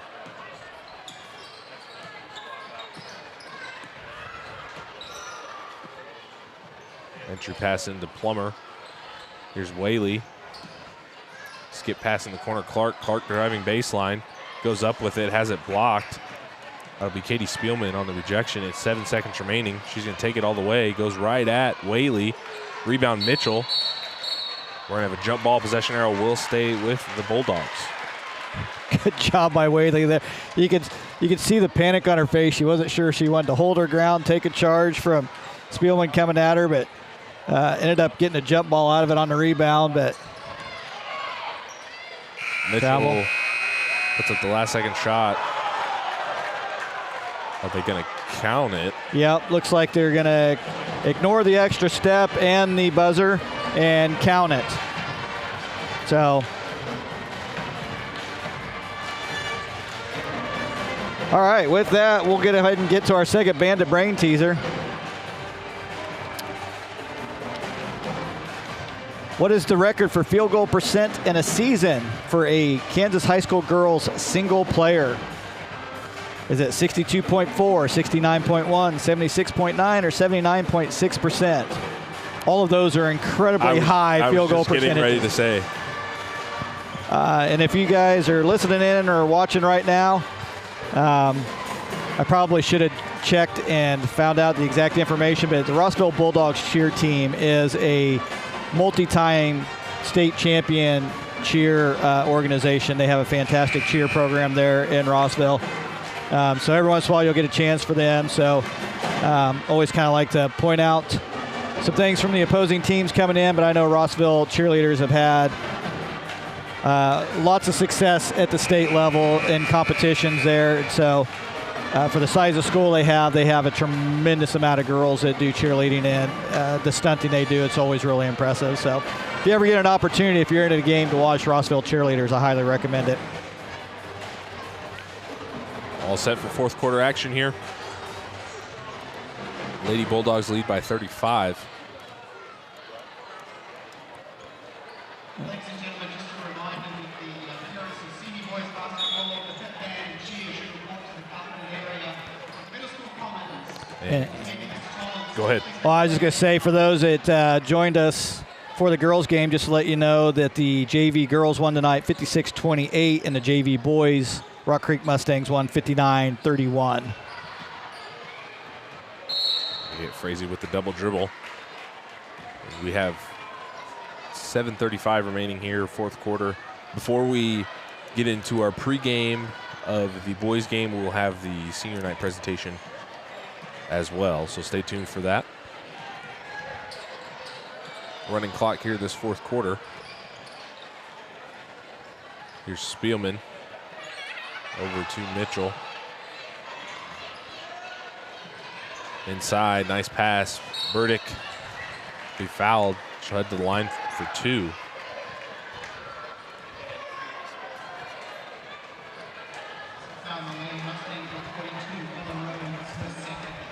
Foul on Ella Rhodes, her second foul, going to the line for two. Burdick's first free throw is good. I'll have to go look. She's been shooting pretty well lights out from the free throw line tonight.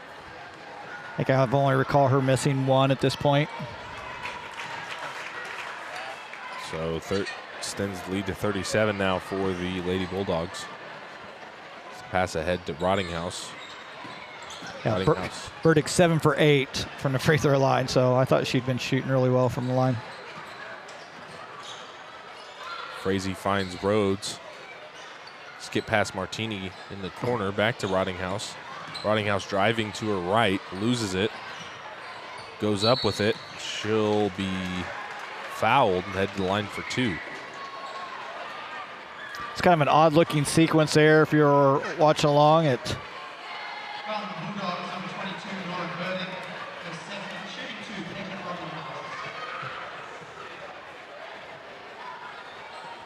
First free throw for Rottinghouse is good.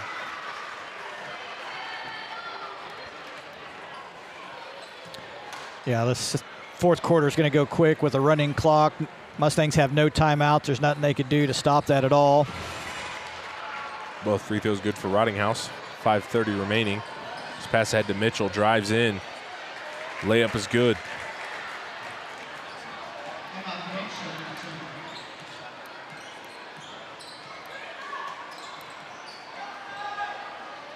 Here's Martini on the pass to Rhodes. Good try on an entry pass there into Brooklyn Plummer. Because we got a running clock, I think we'll just go ahead and get to the answer of the Bandit Brain Teaser while the game's going on. Was a record for field goal percentage in a season by a Kansas high school girl single player.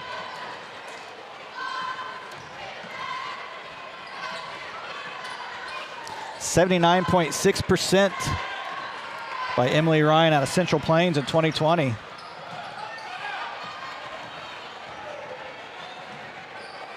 She made 231 of the 290 shots she took that year. Wow. Yeah. And, you know, I mean, I was thinking too, I was like, yeah, if I put up 3 shots a game, I'd shoot pretty good. But yeah, no, that's impressive. Yeah, I don't know what the minimum is, but yeah, when I saw it, she made 231 and 290 shots. It wasn't no cheapie record. She earned it. I feel like that'll be a record for a while. Yeah, I'm not familiar with the player, but I am guessing she's a very tall post player and had a lot of inside shots. Shoot almost 80% in a season. Kind of reminds me of when Aoka Lee set the scoring record. She had, I think it was 65 or 63. That basket was number 22, Nora Burdick. 3:45 remaining. She's had a really good night from the field and from the free throw line. Ridinghouse's pass almost stolen by Burdick. Skip pass over to Martini. And Martini tries to find Plummer. Possession arrow will go to the Bulldogs.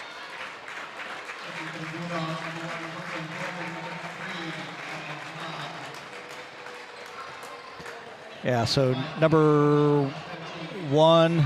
Brooklyn Horgan. Number 3. Cheyenne Hahn. Number 13. Maggie Sanders. Number, let's see, 12 check back in as well, and 5, Kinley Porter. Have a foul underneath.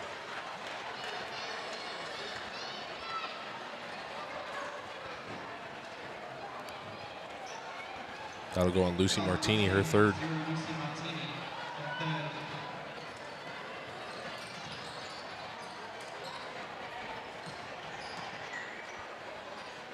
Here's Kinley Porter over to Horgan. Nice backdoor cut by Riley Dick. Can she get the layup? No. And she'll be fouled and head to the line for 2. I think that's going to be on Lucy Martini. I think she just picked up her 4th. So you got Peyton Ridinghouse, number 32 out there with 4, Lucy Martini with 4, and Brooklyn Plummer with 3. For Rossville right now, only number 12. Riley Dick with 3 fouls at the free throw line. First one won't drop. Minute 50 remaining here, 4th quarter. Kennedy Whaley checking in for the Lady Mustangs.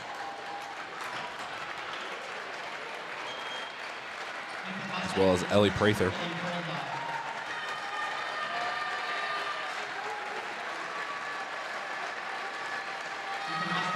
Gonna let the seniors call come out. Let the fans give a chance to give a standing ovation for these girls. Been playing basketball here at Rock Creek for 4 years. Playing their last game of the season, last home game. A little emotional for all 3 of them. I think you always got to appreciate seniors playing on a team regardless of how good or how bad a team is. Anybody that sticks it out all 4 years is worth admiration and being commended. Well said. You know, when you're an underclassman and you look at the seniors, I mean, whether they play 30 minutes a game or not, I mean, you still look up to them as leaders of the team or a good role model if you ever have questions. But, yeah, big shouts out to the Mustang seniors this year. Ella Rhodes, Peyton Ridinghouse, Brooklyn Plummer.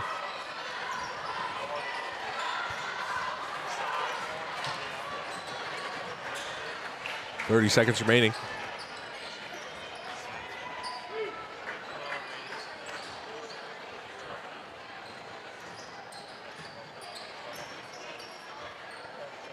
And that'll wrap this one up as Riley Dick gets the bucket to go. 10 seconds remaining. Here's Frazee on the drive. And we're going to have a foul. That'll go on Cheyenne Hahn. And a 34-point win for the Lady Bulldogs. Yeah, before we step away here, we're going to do a little bit of a post game. That's going to be brought to you by Farmer State Bank. Farmer State Bank celebrating 125 years of banking service in the communities of Westmoreland, Manhattan, and Onega. If you are or you have a student looking for financial independence and want to get rewarded for good grades, open up a Books and Bucks checking account with Farmer State Bank today. You can receive $10 Amazon gift card for opening an account plus $25 cash each semester with a GPA of 3.5 or higher. So learn more visiting their 3 locations or visit them online at bankwithfarmers.com. Farmer State Bank, member FDIC, and your equal housing lender. So shortly we'll get around to the senior night festivities. Just a little bit of a recap here before we step away. I know you're excited to stop hearing my voice, so I'll say it as quickly as I can. Leading the way for the Bulldogs going to be number 22, Burdick. We talked about her having a great night. She had 23 points, 7 for 8 from the free throw line for 88%. Followed that up by number 12, Dick, with 11. Number 4, Mitchell with 10. Number 3, Hahn with 7. Sorry, Spielman, number 25 with 10. Number 3, Hahn with 7. Number 2, Prine with 4. Number 5, Porter kicked in 2, as well as number 1, Horgan. For the Mustangs, leading the way right quick was Frazee with 8. Peyton Rottinghouse with 5. Martini with 5. Plummer with 4. Prather with 2. And Aislinn Rottinghouse with 1. So Mustangs, tough night. Defensively had 19 turnovers, did a better job in the second half and the first half, but Rossville backed off a little bit with the press. That helped a little bit. But yeah, I think Rossville was up for this game. They played a very good game. Their defense was very high-pressured, stymied the Mustangs the entire first half. They had 41 points at halftime. We talked about half of them off of transitions and turnovers. So, yeah, tough night for the Mustangs here on their last regular season home game and senior night. So, again, like you mentioned, seniors, Peyton Rottinghouse, Ella Rhodes, Brooklyn Plummer. I want to thank them for 4 years of playing here with the Rock Creek Mustangs. And we'll step aside and get around to senior festivities.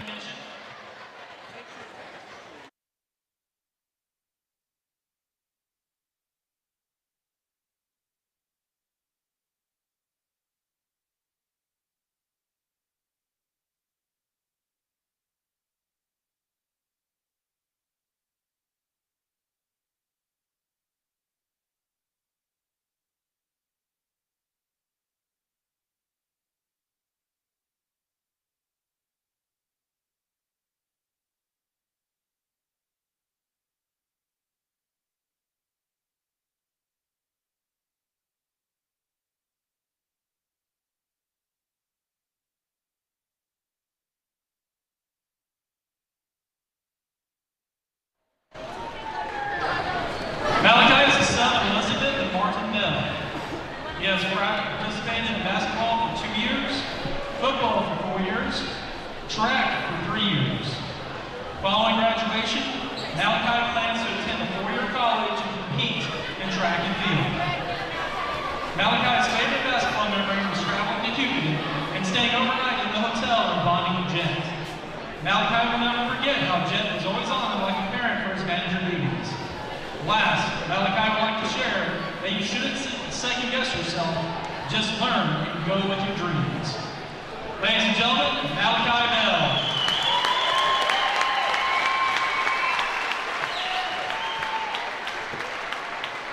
Trevor Christensen.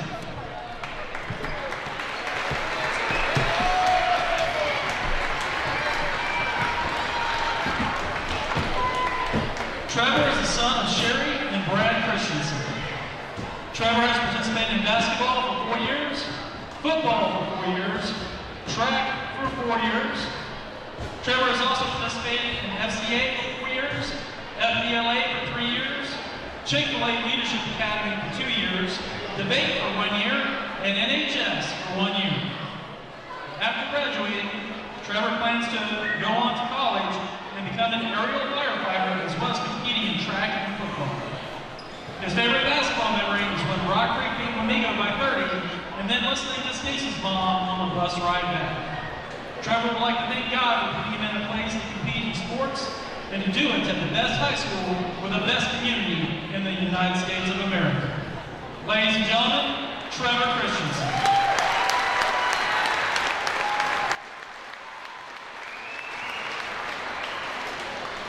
Ladies and gentlemen, Jeff Fennell.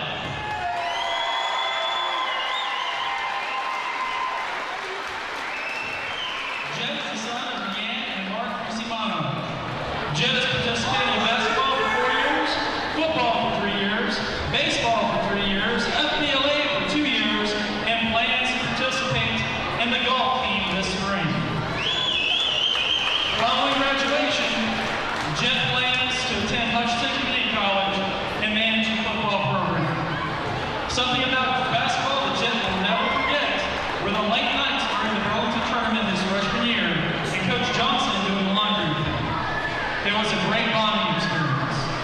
Jed's favorite basketball memory was the state basketball trip to Hutchinson his freshman year, and the fun time the team had at the hotel after the game.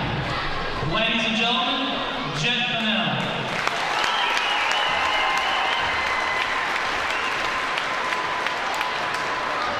Ladies and gentlemen, Peyton McCarr.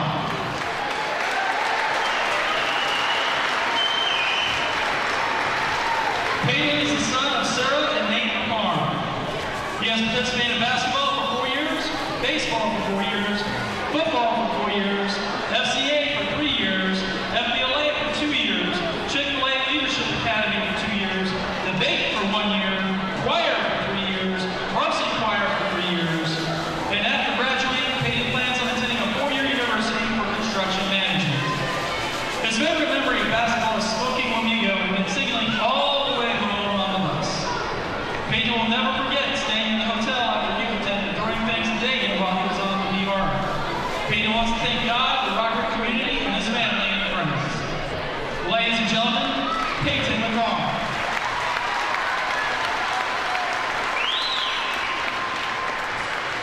Ladies and gentlemen, Brady Schneider.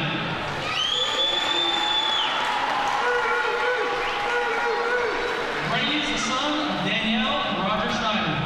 He has participated in basketball for 4 years, FBLA for 4 years. Brady plans on attending the University of Wyoming and majoring in business after graduation.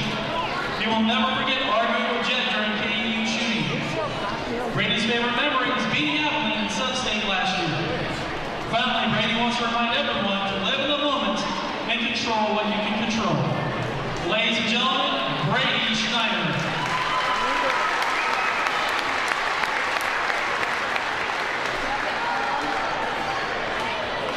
Ladies and gentlemen, Dagan Menduska.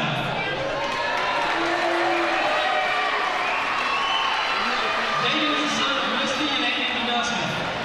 He has participated in basketball for 4 years, baseball for 4 years, football for 4 years, FBLA for 2 years, Chick-fil-A Leadership Academy for 1 year, Stuco for 3 years, FCA for 3 years, and ladies and gentlemen, Dagan will never forget beating Wamigo for the last 2 years.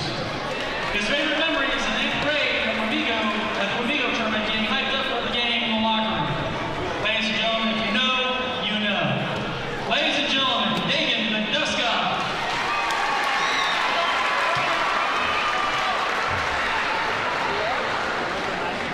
Ladies and gentlemen, David Wilkinson.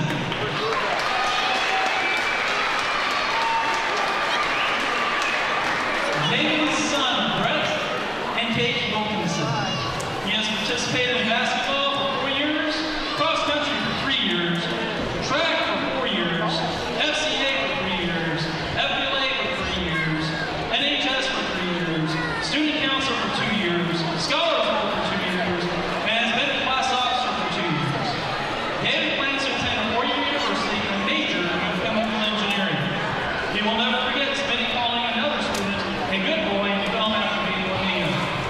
His favorite memory is hitting the game-winning layup to beat Clay Center his junior year. Ladies and gentlemen, David Wilkinson.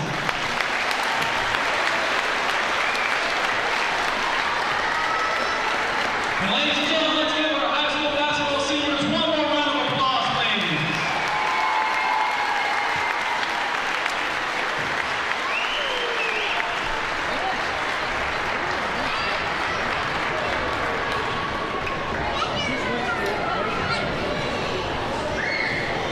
And now, ladies and gentlemen, for our high school cheer squad. Our first senior is Haley Lindsay.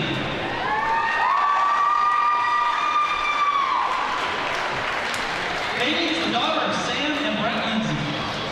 Haley has participated in cheer for 4 years, cross country for 3 years, track for 2 years, yellow ribbon for 4 years, forensics for 3 years, choir for 1 year, and debate for 1 year.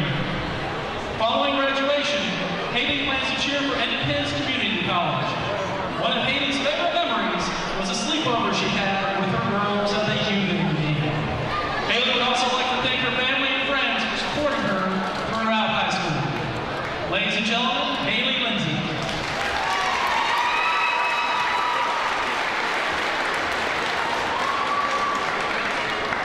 Kira Nipper.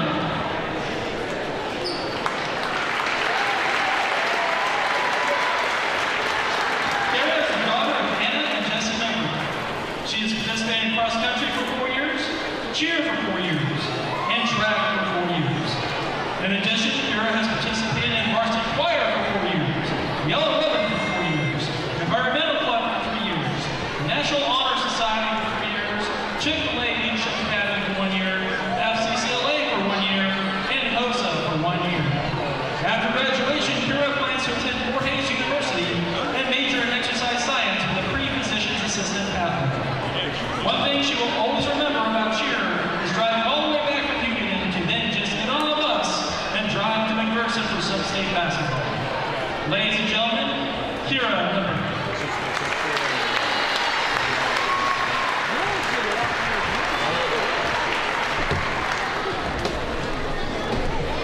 Ladies and gentlemen, Kennedy Stevie.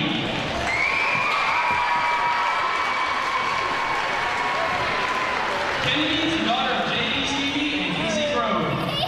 Kennedy has participated in cheer for 3 years, journalism for 3 years, environmental club for 3 years, Yellow Ribbon for 2 years, Quillen's Roll for 1 year, environmental club for 3 years, Yellow Ribbon for 2 years, and Quillen's Roll for 1 year.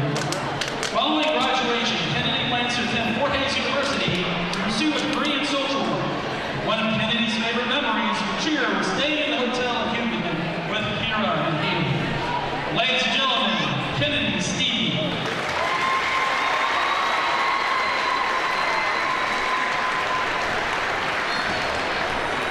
And ladies and gentlemen, one more round of applause for our senior cheerleaders.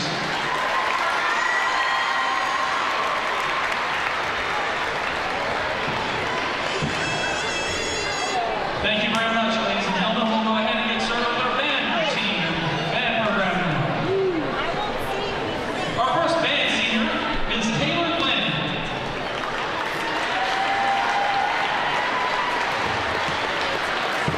Taylor is the daughter of Michelle and Brandon Glenn. She has participated in band for 1 year, art field for 3 years, choir for 1 year, journalism for 2 years, and journalism for 2 years.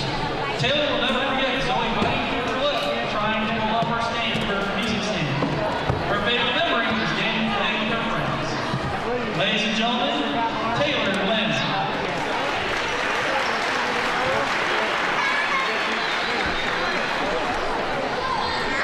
Ladies and gentlemen, Peyton Harris.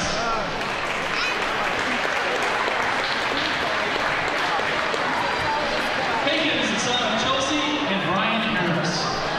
He has participated in band for 4 years, ball musical for 2 years, HOSA for 1 year, and track for 1 year. After graduating, Peyton will attend K-State in kinesiology and then Cleveland to pursue a doctorate at chiropractic. He will never forget helping Mr. Smith in marching band, making sure he knew all of the band traditions. Peyton wants to thank his parents and grandparents for helping him become the person he is today. Ladies and gentlemen, Peyton Harris.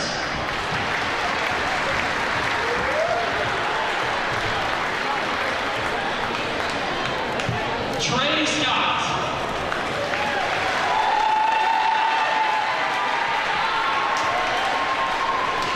Trey is the son of Kathy and Brian Scott. Trey has been involved in band for 4 years, National Honor Society for 3 years, FCCLA for 3 years, Art Guild for 3 years, Yellow Ribbon for 3 years, Chick-fil-A Leadership Academy for 2 years, Writing Club for 2 years, Fall and Winter Musical for 2 years, Choir for 1 year, Varsity Choir for 1 year, Jazz Band for 1 year, HOSA for 1 year, Debate for 1 year, Renaissance for 1 year, and Track for 1 year. Following graduation, Trey plans to pursue psychology at Kansas State University. One of Trey's favorite memories was the puddle of water and the unexpected Mr. Copar. 3 things about the band that he will never forget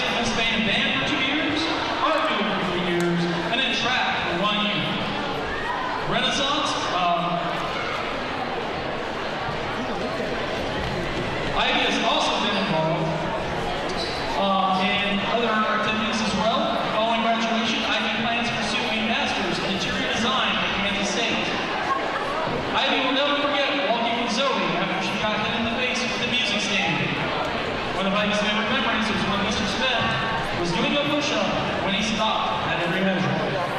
Ladies and gentlemen, Ivy Smalley.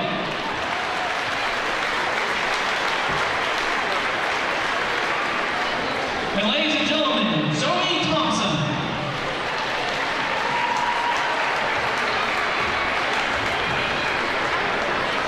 Zoe is the daughter of Christina and Marty John.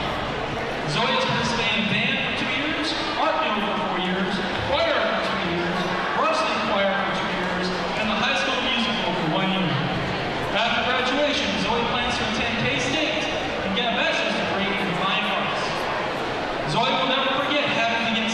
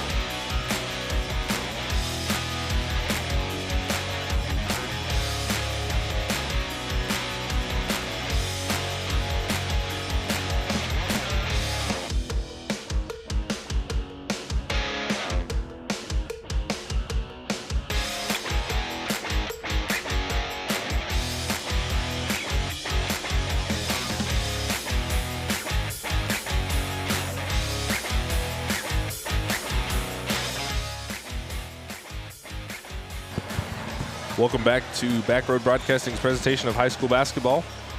We're just about 9 minutes from the boys matchup here this evening.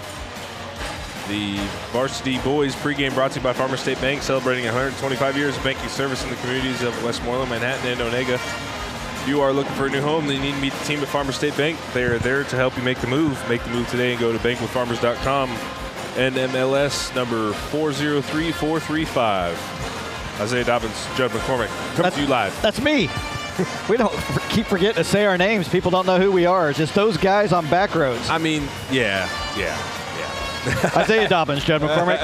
Before we get going too far in the pregame, we did have senior night festivities, but here at Rock Creek, here at Backroads, we just wanted to give one more opportunity to let those seniors be recognized here right quick before the game gets going. For the girls team, Ella Rhodes. Oh, we got a graphic. There you go. Oh, so for the senior girls, Brooklyn Plummer, Ella Rhodes, and Peyton Rottinghouse. And for the boys, David Wilkinson, Brady Schneider, and Dagan Venduska. Trevor Christensen and Peyton McCarn, Malachi Bell, and Jet Fennell. And for the wrestlers, that'll be Kenny Luyo Jr. and Cecilia Lynch.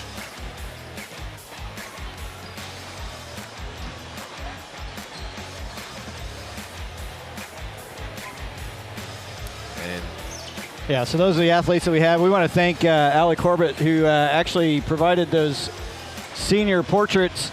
She takes a lot of those here for Rock Creek. They are actually banners that maybe aren't what's hanging behind us, but it is. Okay. But yeah, we want to thank Allie Corbett for letting Backroads Broadcasting use those, and we'll go ahead and get moving on. And yeah, because I was about to read, and yeah. We all know that's not good for me. So. All right, we got about 7 minutes before we get started here with tip-off action. We'll talk a little bit about Rock Creek Mustangs. They are now sitting at 16-3, I believe, on the season after a win last night. But last Friday night, they took on Silver Lake Eagles, losing that game 46-52. It was a back-and-forth game with 8 lead changes. Rock Creek Mustangs had a very strong start to that game. They was up 30-22 at halftime. Couldn't keep that momentum going there, and when we started the third quarter, the onslaught of the Eagles just took off. They went on a 12-0 run to start the third quarter. They never looked back. The Mustangs were down by 9 late. Tried to rally back. Unfortunately, just couldn't quite get it together. With that win, the Eagles moved to 11-7 on the season. Eagles were led by Brody Dieter with 21 points, followed by Elijah Lopez with 14. 6 coming from the three-point line. Dane Johnson had 8, while Spencer Johnson had 7. And a big win for the Eagles. I mean, we talked about it in the pregame show that game, and the Eagles were, had 2 or 3 losses on their records that should have been wins because it was determined in the matter of points, and they strolled into the Rock, took care of business. Brady Schneider was leading scorer for the Mustangs with 12 points and 6 rebounds. Gavin Rosen and David Wilkinson both had 8 points, while Coley Burgess, Dagan Medeska, and Trevor Christensen were all held to 4 each. Mustangs in the first half moved the ball well and got easy buckets, but that faded in the second half. They appeared to give up possible points in the paint, struggled from beyond the arc, shooting just 29% from the three-point line, and they couldn't seem to find the range when they needed it most. Yeah, Mustangs can't dwell on that loss, though. It's got Rossville coming in tonight. Right now, the Bulldogs are sitting second in their own sub-state, same sub-state that Silver Lake's in. They're right now, so they need that win tonight. So like I said, their losses come mostly in tough games against some other highly ranked teams in 4A and 3A. They'd love to finish this regular season tonight, obviously, with an upset of the Mustangs here at the Rock.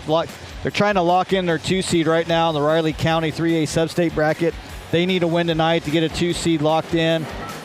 Unfortunately for the Mustangs, they're in a mirrored situation on their side in 4A here on a regular season finale. They too also need a win tonight to lock in a 2 seed so they could stay in that 4A, stay a 2 seed in that 4A East sub-state. Maybe have a shot at maintaining a possible top 4 seed if they can win that sub-state to get state. Going to be a little bit hard. We can look at 8 teams in the 4A sub-state with 2 or less losses, and that's, but you know what? We see it every year. There's going to be an upset along the way. Of course, the Mustangs don't want to be part of that upset. All 3 of the Mustangs that come here at home where they should play up here at home. Brady Schneider's led the team with 13.7 points per game. Coley Burgess with 9.1. Dagan Vidusco with 8.3. Mustangs have been good bench and have had consistent contributors, with Gavin Rosa scoring 5.1 a game, David Wilkinson chipping in 4.7. Who will prevail in locking their 2 seed for Sub-State? Yeah, it's going to be a tough one. Rossville's had some really good games. I think they split with Silver Lake. They played some tough teams. They've gotten some good losses, against some really good teams. This is a much different Rossville team than we've seen in the past.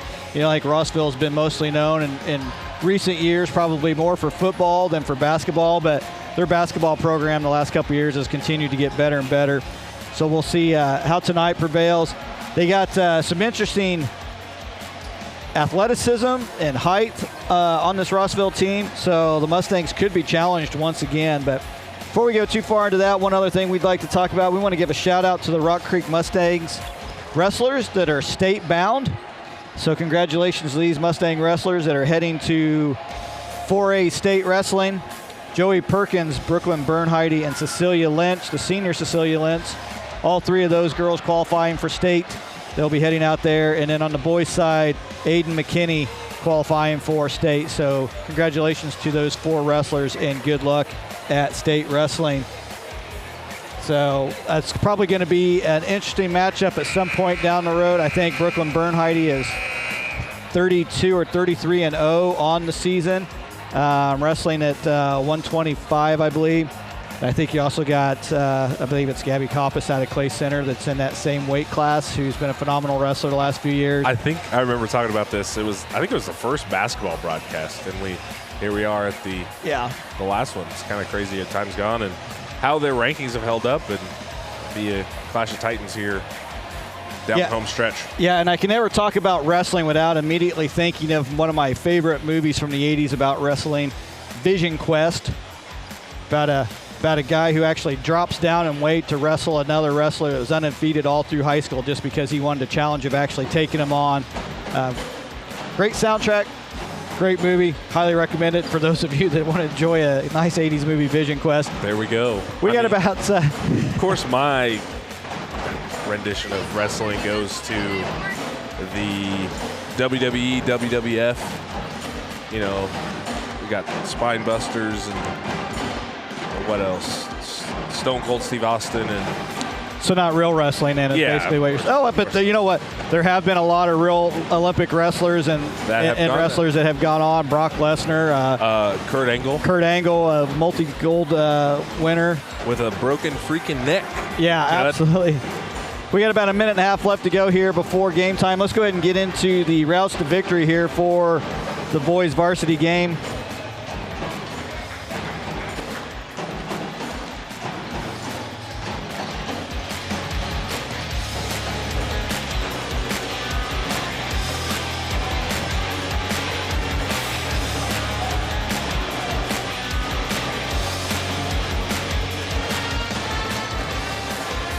For the Mustangs, it'll be attack the basket, take the easy shots, and play with intensity. Big key there, number 2, take the points that the defense gives them. Yeah, they really kind of lacked doing that against Silver Lake the other night. And for the Rossville Bulldogs, we want to see the magic potion of beating the Mustangs. Press them. Press the Mustangs. Push that offense out beyond the arc and play physical. Get those points in the paint. So we've seen Marysville do it. We've seen Abilene do it. We saw Silver Lake do it. So there is a formula to playing against the Mustangs, and we'll see if Rossville can continue that formula. We'll see if the Mustangs do a little bit better job hitting their routes to victory. Like I said, getting those easy points or taking those easy baskets. They passed up a lot of 10, 15-footers to shoot 22, 25-footers. So we'll see. And I think that was one of the first things that Coach Smith said to us when we saw him after the game, is like, maybe look at the basket and attack the basket. So.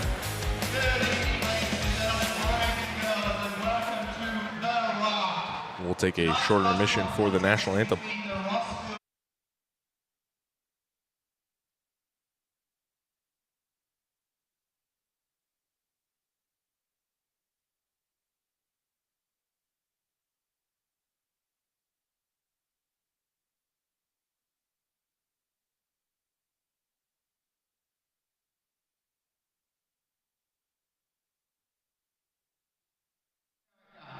Tonight's anthem will be sung by the Rock Creek Varsity Trio, consisting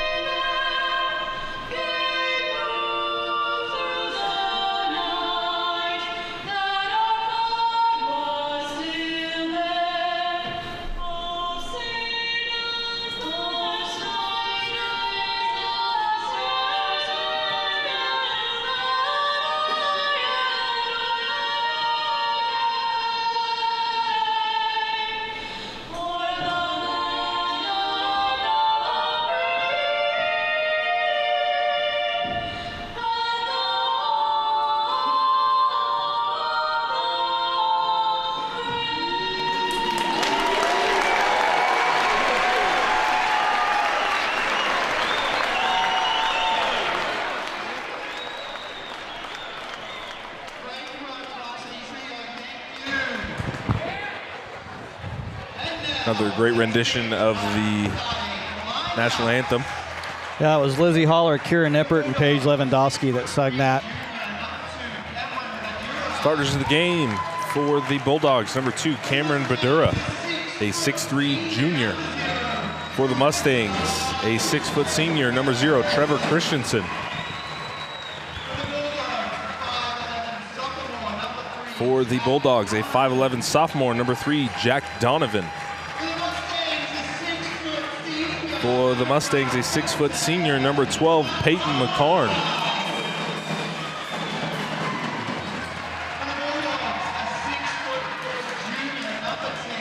For the Bulldogs, a 6'4" junior, number 10, Mason Jones. For the Mustangs, a 6'3" senior, number 13, Dagan Venduska. For the Bulldogs, a 6'4" sophomore, number 11, Cameron Miller. For the Mustangs, a 6'3" senior, number 24, Brady Schneider.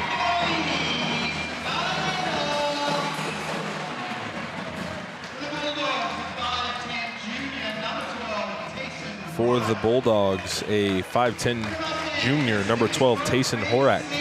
And for the Mustangs, a 6'3" senior, number 33, David Wilkinson.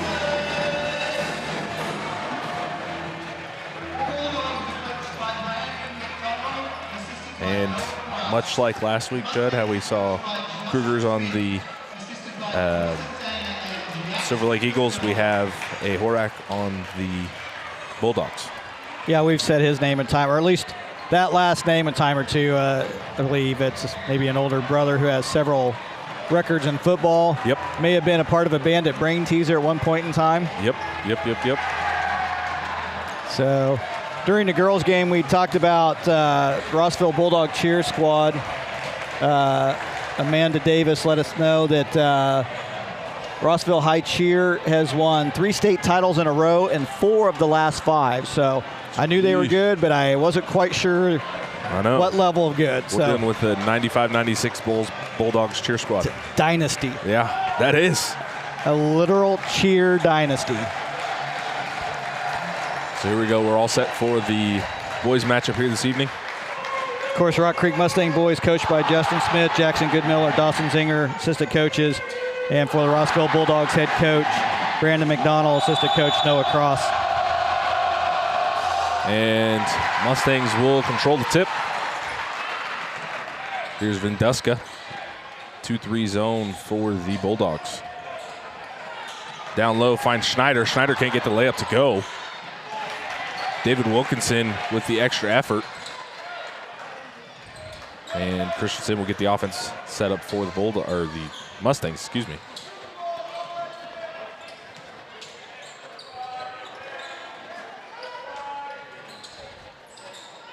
Here's Christensen. Finds Schneider baseline. That'll be off the hands of Venduska, over and back. Bulldog basketball.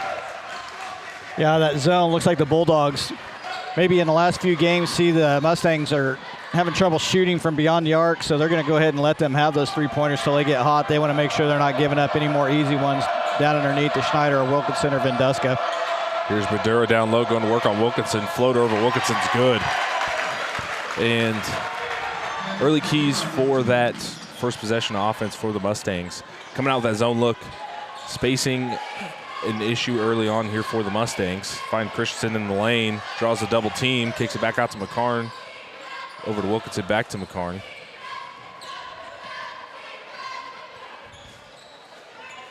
Here's Christensen, top of the key. Over to McCarn. Inside Schneider. Hits a cutting Wilkinson. Goes up. Got it. We're all tied up at 2. Good ball movement there by Schneider. Good recognition seeing Brady Schneider underneath and then quickly to Wilkinson for the easy 2. Here's Jones down low. Back out to Horak. Now Donovan. Back to Horak. Now to Badura. Badura driving in. Horak fires a deep 3. Rebound Jones. Hop steps and gets the layup to go. Nice move inside by number 10, Mason Jones.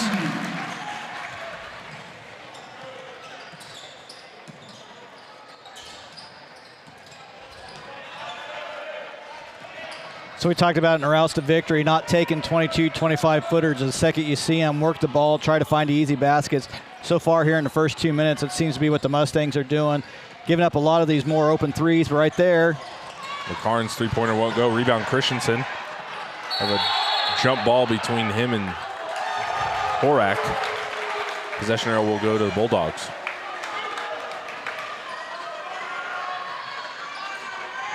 Yeah, and the Mustangs getting that inside outlook for the zone. They've gotten a lot of paint touches, which is good too, to help expand that offense. Yeah, and it's, again, we talk about seniors. It was nice seeing all 5 seniors on the Mustangs get an opportunity to start, not only start, but getting some good minutes here early on. Playing well together as well. Horak gets his own miss into Donovan. Donovan layup in and out. Rebound Schneider. That ball was halfway down before it decided it didn't want to go the rest of the way. Here's Wilkinson in the corner. Over to Christensen, now McCarn.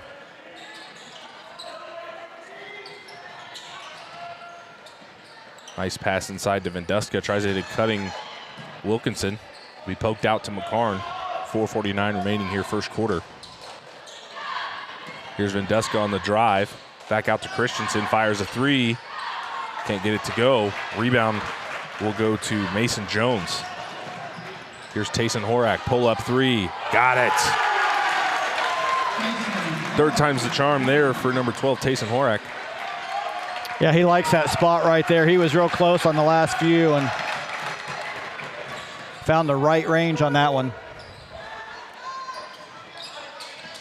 That's your pass to McCarn. Back out to Christensen. Pull up jumper for Christensen. Can't get it to go. Rebound McCarn.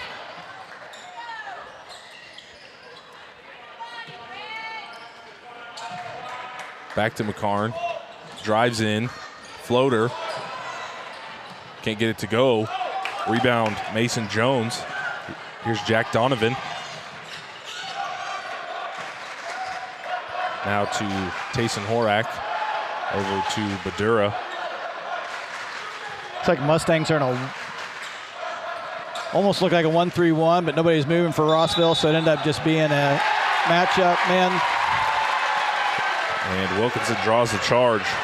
That'll go on Mason Jones, his first, team first.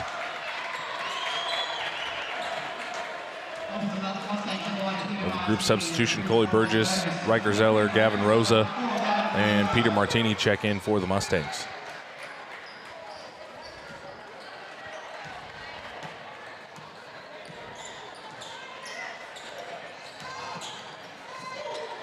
Burgess fires a deep three, in and out, rebound Schneider. He'll be fouled and head to the line for two. So Mustangs 0 of 3 here early from 3. Yeah, and Coley Burgess is coming off the bench, hadn't even actually taken a half a jog, was shooting a 22-footer, so immediately goes to doing exactly what we said, maybe not to do right off the bat. Get in the flow of game, let the offense run just a little bit. First free throw for Schneider won't fall. And it's hard to break down a zone because, I mean, when you're just shooting 25, 30 footers, the zone's going to let you shoot it if you're shooting 0 for 3 early.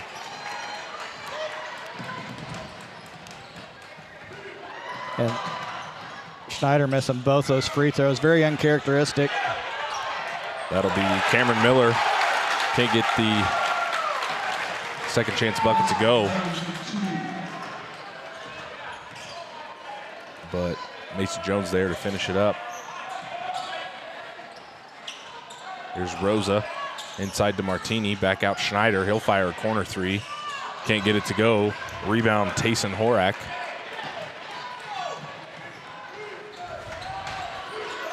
Yeah, so Mustangs are going to paint themselves in a position where they're going to have to shoot threes to stay in the game. Right now, they can't find the range at all on a three. Bulldogs are going to let them shoot threes until they get hot.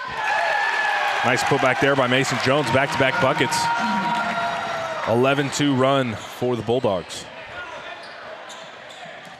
Inside Schneider going at Jones. Can't get the bucket to go. Possession arrow will go to the Bulldogs. Last touch by the Mustangs. Venduska checks back in.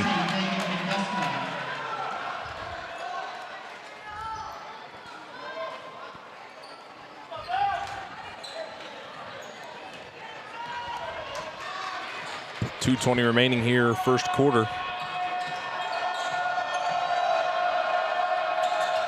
Here's Miller on the wing, inside to Badura. Falling away, has it blocked by Rosa. Jones has it blocked. And they're going to get Martini with a foul. So that'll be his first, team second.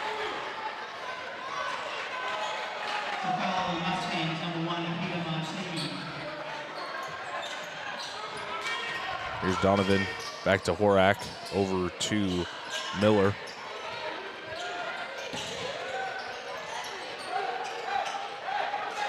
Here's Horak, guarded by Venduska. So that seemed like an odd matchup, and he quickly switched with Coley Burgess. Badura fires a corner three. Got it to go. 12-2 run now for the Bulldogs. Minute 30 left to go here in the first quarter.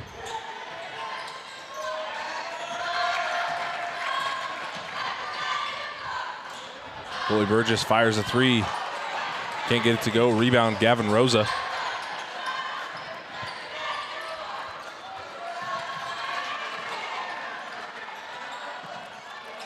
Inside to Martini.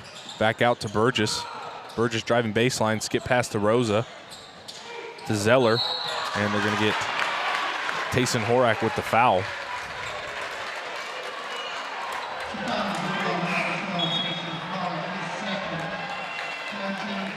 Checking in for the Bulldogs, number 0, Jacoby McDonald.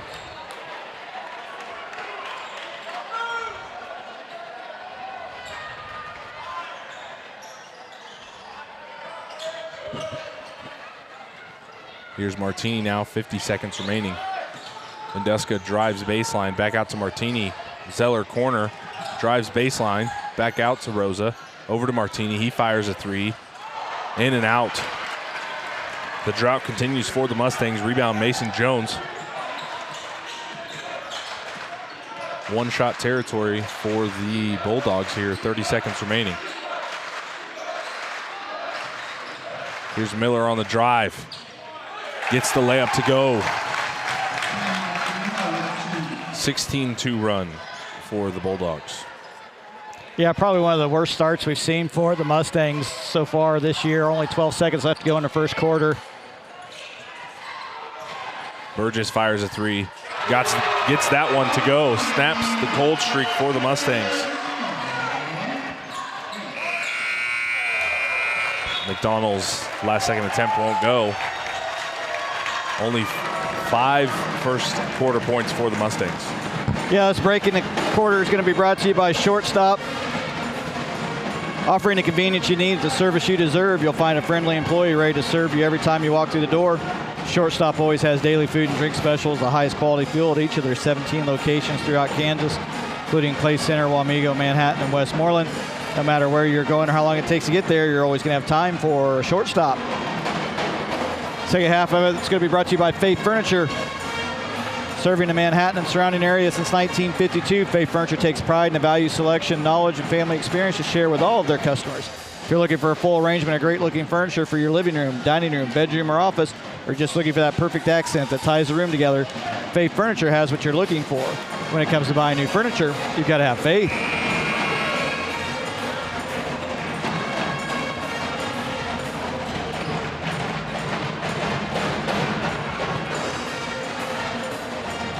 Yeah, cold shooting there for the Mustangs in that first period. We talked about not shooting 22, 25 footers. Well, they were 1 for 7 behind the three-point line, 14%, 2 for 12 overall, 17%. Here's Burgess driving in, floater. Can't get it to go. Rebound will go to Cameron Miller. He's going to drive all the way in. Cameron Miller can't get it to go. Almost a putback of the century by Mason Jones. Holy cow. 2 Mustang defenders right there would have been ready for their Kodak moment, if you will. Put on a poster. If you catch my drift there, Jed. Yeah, I think I got it. Yeah, Mustangs a little shell-shocked right now. nothing else. So down 16-5 here to start the second period. Just kind of out of sorts. Bulldogs showed up ready to play and pretty much in control of everything right now. Corner three for Badura. Can't get it to go. And say those last touch by Jacoby McDonald.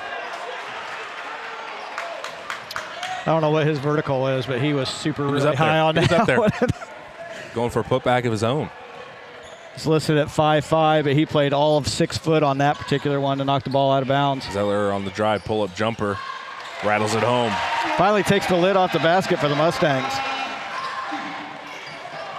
9-point lead for the Bulldogs. Donovan has it poked away by Christensen. Possession arrow will stay with the Bulldogs. 6:53 remaining here, second quarter.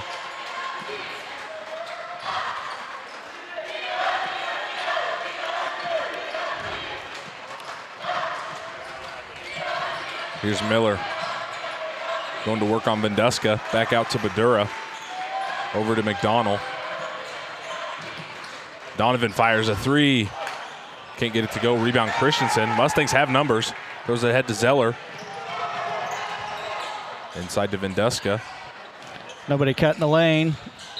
And the last touch by the Bulldogs. Well said there, Judd. I mean, the lane was wide open. There were 3 Mustangs all sitting out behind the arc, wanting a cross-court pass thrown to him before Schneider finally saw it. It was a little bit too late at that point in time to get the pass to him cutting. Coley Burgess catch and shoot. Got it. Now only a 6-point lead for the Bulldogs.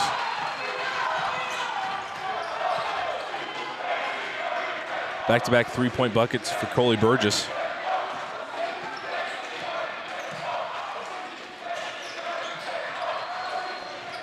Madura inside. Can't get it to go. Gets his own rebound. Back out Miller. Fires a three. Won't go. Rebound Coley Burgess. 5:50 remaining here, second quarter. And Schneider actually had that rebound, and Jacoby McDonald actually knocked it out of his hand from behind. Coley Burgess fires another three. Won't get it to go. Offensive rebound for Schneider. Kicks it back out Christensen. He fires a three. Got it.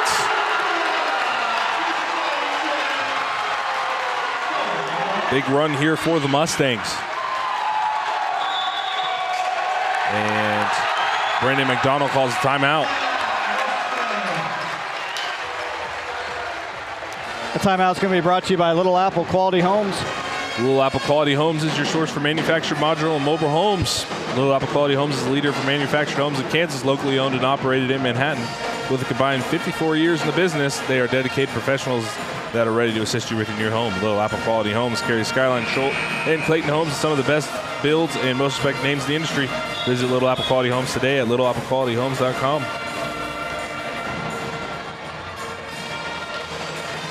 Yeah, so nice run there by the Mustangs. Get themselves back in within 3. Timeout there by head coach Brandon McDonald. Well, I mean, I said it before the broadcast, but shooters shoot. And Mustangs said, we're just going to shoot ourselves out of this one, out of that slump they were in. Well, they really got to the point where they had no choice. They were going to either keep digging the hole or start backfilling it to get back into this game. 3-point lead for the Bulldogs. Here's Donovan, guarded by Burgess. Skip pass over to McDonald. He'll fire a three. Won't get it to go. Rebound Schneider. Here's Zeller on the drive, guarded by McDonald. Has it stolen away. That'll be Cameron Miller all the way. Throws it down. Cameron Miller with the hammer. Wow, I was expecting to get up and dunk that one. I mean, I saw him in pregame warmups. Yeah, I believe the Bulldogs do a lot of box jumps in the offseason. Yeah, I think so. They're extremely athletic, and the vertical jump of every player that's on the court right now is beyond I could ever imagine. Here's Venduska out to Zeller, fires a three, won't go. Rebound Schneider, power dribble, goes up, can't get the end one opportunity. He'll head to the line for two.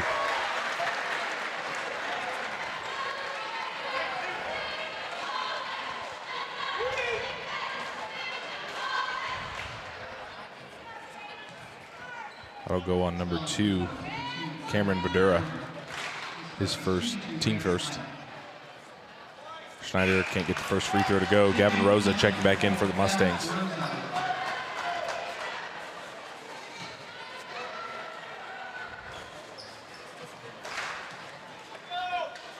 Schneider's second free throw is good. David Wilkinson checking back in for the Mustangs.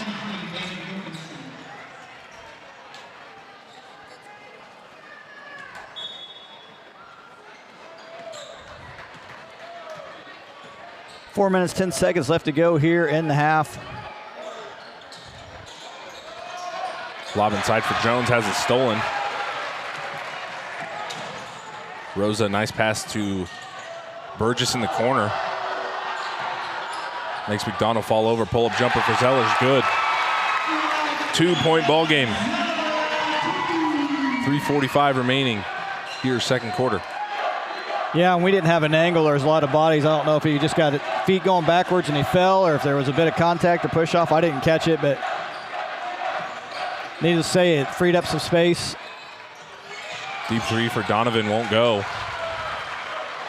Somebody's going to have to get a bit of body on Jacoby McDonald. He's going to jump up and try to knock the ball out of your hand every time.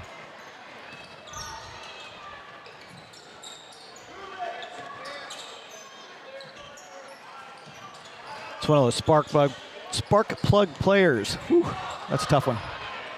Nice bucket inside for Vendeska. We're all tied up here at 18. 3 minutes to play. Here's Donovan. Entry pass into Jones. Jones going at Vendeska. They're going to get Vendeska, say, hands on. That'll be his first. Team first. So pretty good job by the Mustangs kind of weathering that first quarter storm, kind of came back now in the second quarter, tying the game back up. So Miller fires top of the key, three-pointer, won't go. Rebound, Martini. 2:50 to play. Of course, the Bulldogs have gone as cold in the second quarter as the Mustangs were in the first. Rosa hits the three at the right time. Mustangs first lead of the game. 21-18 your score.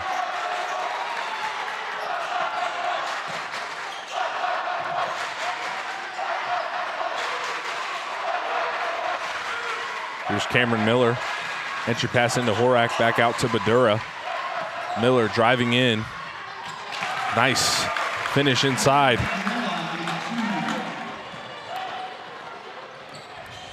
Two minutes to play. It's like Mason Jones was kind of limping as he's coming down the court. Tough pass. That'll be stolen by Badura. Just pass over to Miller. Now Horak in the corner. Back out Donovan. Donovan driving in. Floater. Got it. Bulldogs back on top. Vendeska has it poked away. Donovan, nice pass inside to Badura. Spins around, gathers himself, and comes away with the bucket. 1:30 to play. Looks like it's going to be a back and forth type of night.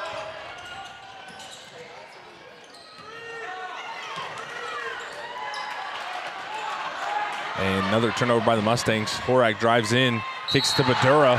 They're going to get Burgess with the foul. Didn't quite see what the official saw there. Looked clean contact to me from Burgess. Well defended. Yeah, it certainly wasn't with the body. Burgess was falling away from him as he was going up, but needless to say, he picks up his first foul, sending Badura to the line. Shoot two.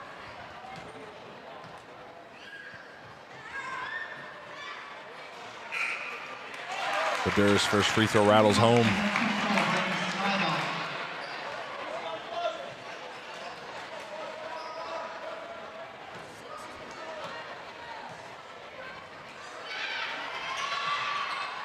Both free throws good for number 2, Cameron Badura. Minute to play here before halftime. Bulldogs lead by 5. Yeah, been a very quick, very fast-paced first half so far.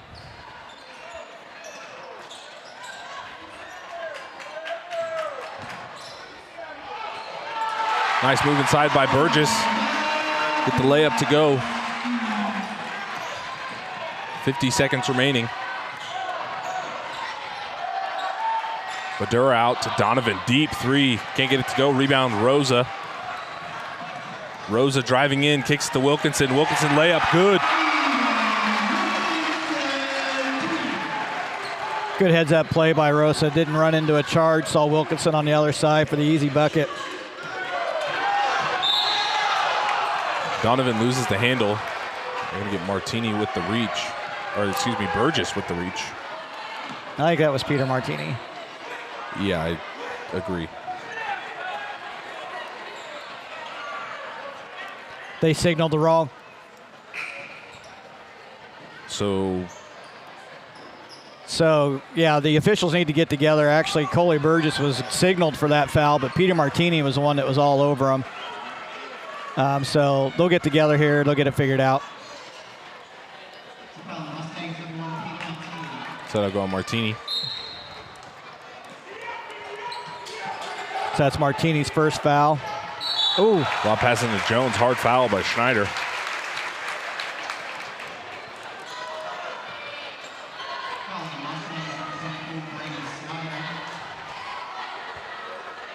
That'll be Schneider's first foul. Team fourth. Mason Jones at the line for 2. First free throw is good.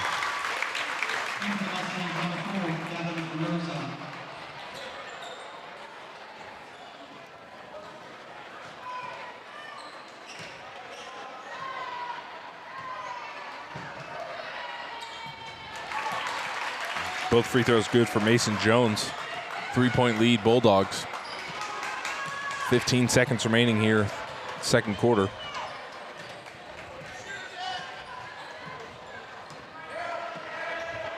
Eight seconds remaining. Burgess splits the double team, pull up jumper, got it.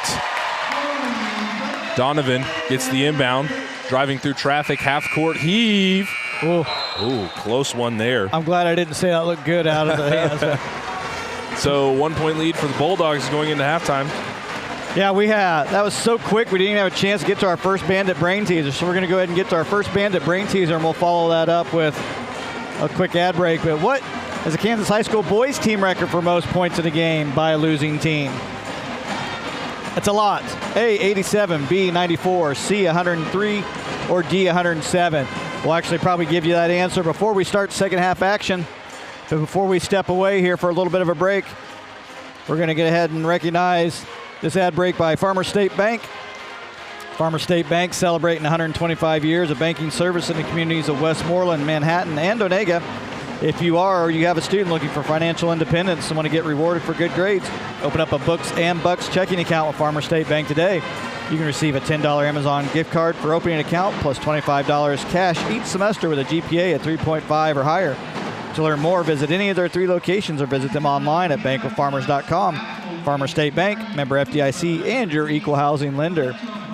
So we got a little over 9 minutes before we start second half action. We're going to step away here. There's going to be a dance by the dance team, but due to copyrights music, we will not have the sound going, but we will play some background music, and we'll keep the cameras right here for you to be able to watch the dance team. So please stay tuned. We'll be back in a few.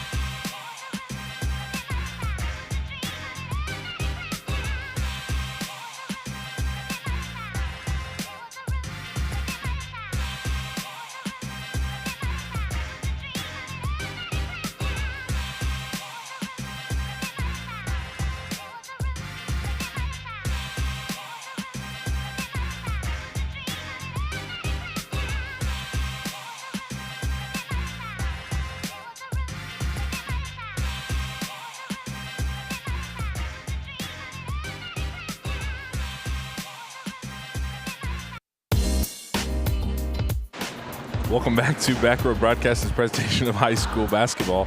Isaiah Dobbins, Judd McCormick here in Flush, America. Bulldogs lead by 1 coming out of halftime after a action-packed first half.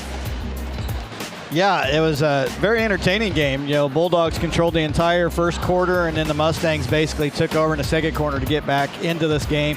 Bulldogs kind of went cold in the second quarter, about as cold as the Mustangs were in the first, like I mentioned earlier. By the way, nice aggressive music change right before we came back. I appreciate that. Yeah. You know, I was thinking about it before when I was doing the introductions for girls. I was thinking about for each name I announced to do a different track, but I don't know if my, brain can handle all that. So leading the way for the Bulldogs with their 28 points. Number 2, Badura has got 9 points. Number 10, Jones has 8 with a very emphatic rebound slam for 2 of his 8. And you got number 11, Miller, with 6. He too had a pretty impressive throwdown. And then number 12, Horick with 3, and number 3, Donovan with 2 for the Mustangs. Leading the way is going to be number 3, Burgess with 10. Number 23, Zeller with 4. Wilkinson, number 33, with 4. Christensen and Rosa both with 3. Venduska with 2. And the Mustangs' leading scorer, number 24, Brady Schneider, being held to just 1 from the free throw line, where he actually has just gone 1 for 4, and he's 0 for 3 from the field. He's had a couple of good looks underneath. He's probably passed up a couple shots maybe he should have taken, but he's hit his teammates. They've had some good looks. We talked about taking the easier shots, maybe not taking those deep threes so often. Struggled from the 3 in the first quarter. They kind of had to use them to dig themselves out of the hole. Luckily, Rosa hit a big 3 at the right time. Burgess hit a couple of 3s at the right time. Still only shooting 4 for 12 from behind the arc for 33%. Brady Schneider is the only one with a free throw opportunity in the first half. He went 1 for 4. But Mustangs overall 11 for 24. So 11 for 24 from the field, shooting 46%, but only shooting 4 for 12 from the three-point line. So, maybe they should do a little bit more what we talked about in the routes to victory, kind of work it in, take some of those paint points. Rossville is very athletic. They do have some very good ups. Maybe a ball fake, get them up off the ground, try to draw a foul. They seem very excited about showing how athletic they are. They seem to be jumping quite a bit. They need to put bodies on them, get them off the boards for the rebounds. The Mustangs want to continue to try to stay in this game and eventually get back ahead and try to win it. Again, big things on the line for both teams tonight. We talked about it in the pregame. Both teams basically need to win this game to secure a number 2 seed in their respective sub-states. If they don't, then they're going to need a little help from some friends out there to help get a loss. They're both basically in virtual ties for second. The only thing separating them both right now from the third-place teams is the point differential. So, yeah, a lot on the line for both teams tonight. So it'll be Mustang basketball coming out of the halftime break. And here with just a few seconds left, let's go ahead and give the answer to that first Bandit brain teaser. What is the Kansas High School boys team record for most points in a game by a losing team? 87, 94, 103, or 107? That answer is going to be C, 103. 103 points by Wichita Independent in 1998 in a triple overtime loss to the Flint Hills, 103-113. Wow. It's an NBA score right there. Yeah, so both teams, triple overtime and a quadruple overtime for both teams to have the most points by a losing team in a game. What a treat for the fans, too. I mean, yeah, it's one of those where you hate to see either team lose, but somebody's got to. Schneider goes right at Jones, has it blocked.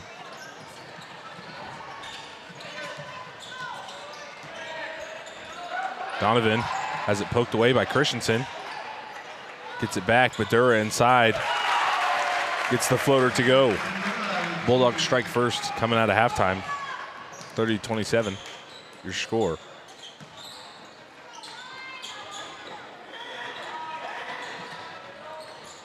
That free throw line and elbow of the Bulldog zone has been open for as long as I can remember. Yep.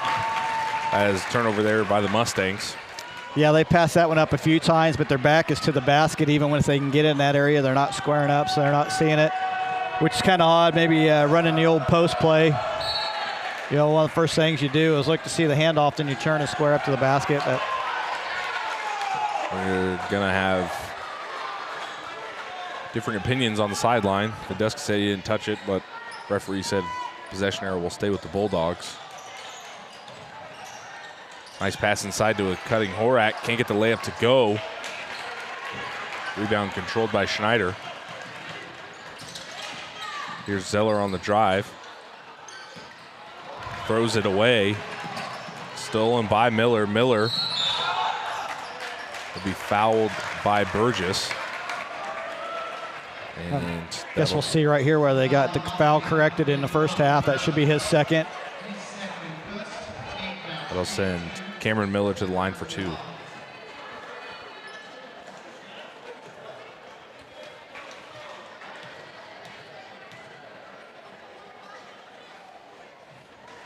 Miller's first free throw is good.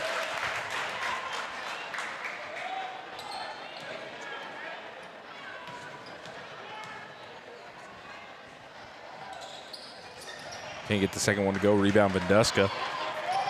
Bulldogs led by as much as 16 at one point, as the offense gets set up for the Mustangs. That last free throw is the first free throw the Bulldogs have missed from the free throw line tonight. So a very good free throw shooting team so far in this one. Nice pass inside to Schneider. Tries to kick it out to Burgess, has it stolen. Badura goes right at him. Can't get the layup to go. We're going to have a foul on the rebound. That's going to be on Tayson Horak. That's his third.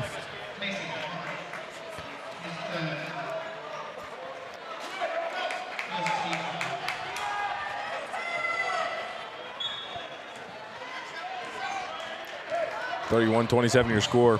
6:15 to play here, third quarter. Yeah, checking in for the Bulldogs, number 0, Jacoby McDonald again for Horak. Entry pass into Schneider. Draws the double team. Going to work on Jones. Gets the layup to go. 2-point lead for the Bulldogs. Here's McDonald. Nice pass inside to Badura. Badura has it blocked by Zeller. Here's Zeller on the drive. Loses the handle. They're going to say it last touched his knee. The possession arrow will go to the Bulldogs.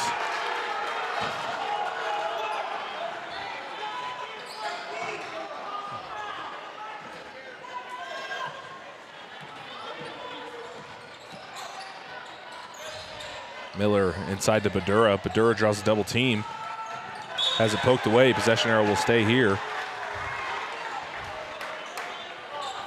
Yeah, Mustangs trying to up the pressure just a little bit. That's the intensity of the defense of the Bulldogs right now.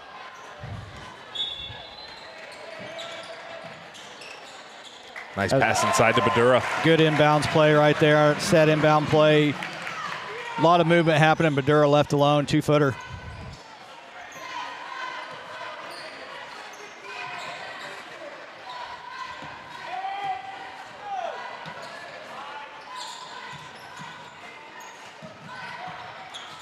Christensen jumper. Can't get it to go. Rebound Zeller. Steps through, has it blocked by Jones. Christensen keeps it alive. Back out to Schneider. He'll fire a 3. Can't get it to go. And went over the basket, so it'll be Bulldog basketball.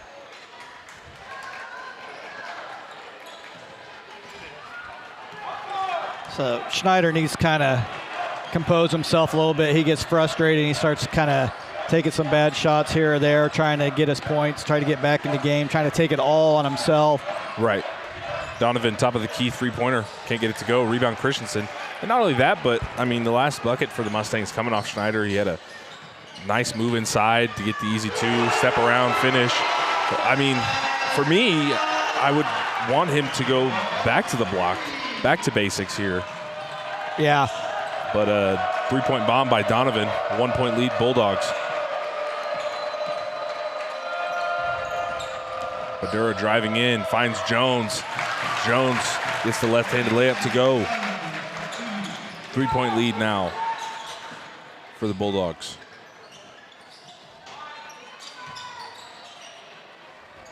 Here's Burgess. Back to Zeller. Burgess fires deep three. Nowhere close. Rebound McDonald.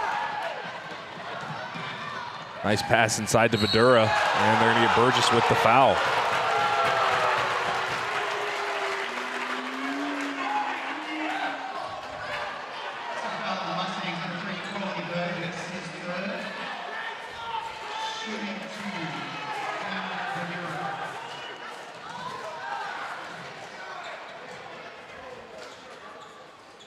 Badura can't get the first free throw to go. David Wilkinson and Gavin Rosa checking back in for the Mustangs.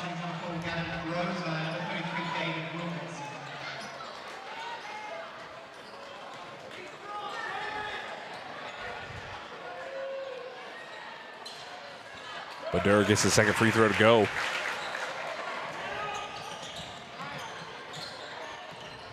Bulldogs lead by 4 here. 3:30 to play. Burgess fires another deep three. Can't get it to go. Rebound Wilkinson. Inside to Burgess. Athletic finish with the switch to the left hand by Coley Burgess.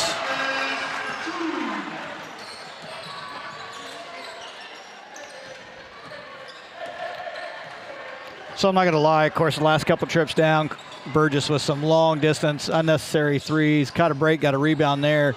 Very athletic 2-point, get it back, Mustangs within 2, but I don't understand shooting those threes right now. They hadn't worked the offense at all. Yes, I know you're open, but you're always going to be open from 25. Here's Donovan on the drive, floater. Can't get it to go. He'll get his own miss. Badura fires a corner three this time. Can't get it to go. Rebound Miller. And an uncontested offensive rebound for Cameron Miller.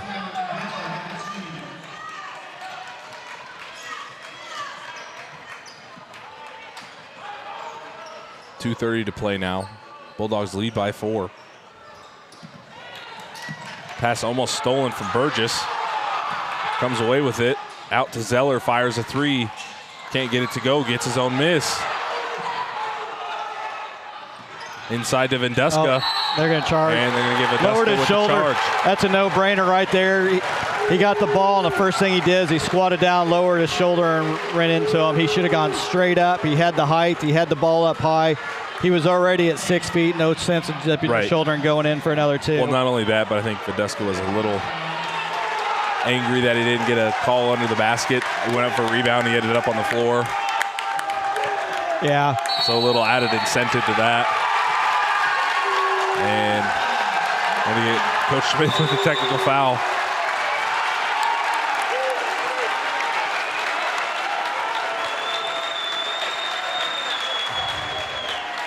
Making his case heard here for that foul call. He's not done either. No. I mean, he's already got it, so might as well. Let's see. Technical foul. I guess I'll sign that later. I don't have an option to give that to a coach. What kind of program we running here?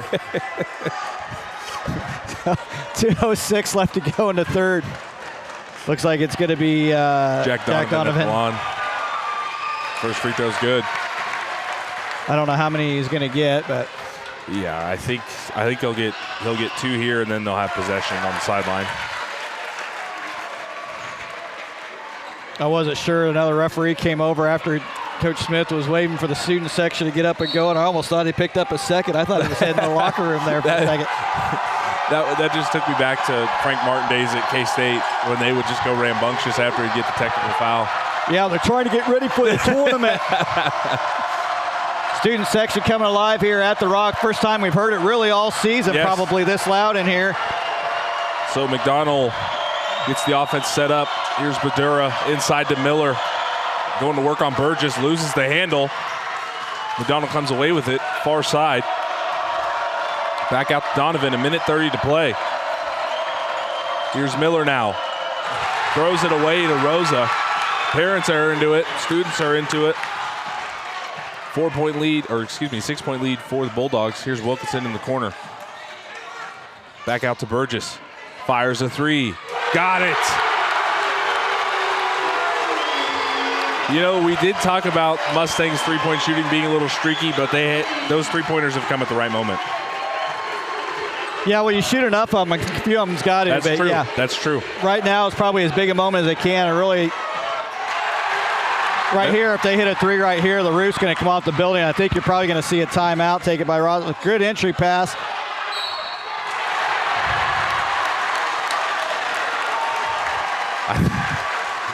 Wilkinson showing some enthusiasm as he heads to the line for two. I thought he made it for a split second. Yeah. Just the emotion he showed after he got fouled. Normally a very calm demeanor usually, Wilkinson, but yeah, he's starting to get into this one as well as he should. First free throw rattles home for Wilkinson.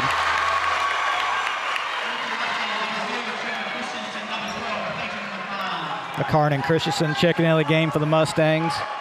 And for the Mustangs, we know they play better when they, have the momentum on their side, have their fans, have the student section at their back. We've seen it with football too. It translates defense into offense for the Mustangs. Yeah, and I don't want to talk while he's shooting. See, that's why. Here's McDonald. He'll back it out. Over to Horak. Here's Miller in the corner, guarded by Wilkinson. Back out to McDonald. McDonald driving to his right, kicks it out to Horak. Fires a three. Exclamation point on that one. 5-point lead for the Bulldogs. 15 seconds remaining now.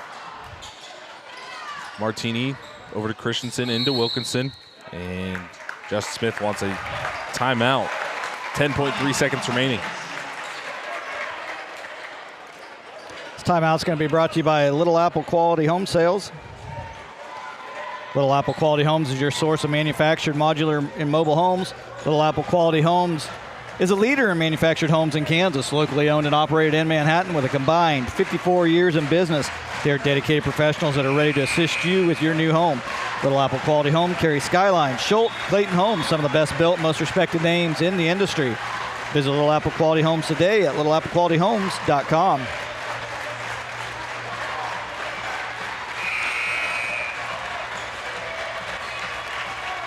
.3 seconds remaining here, third quarter. 5-point lead for the Bulldogs. If you're just joining us, Judd McCormick, Isaiah Dobbins,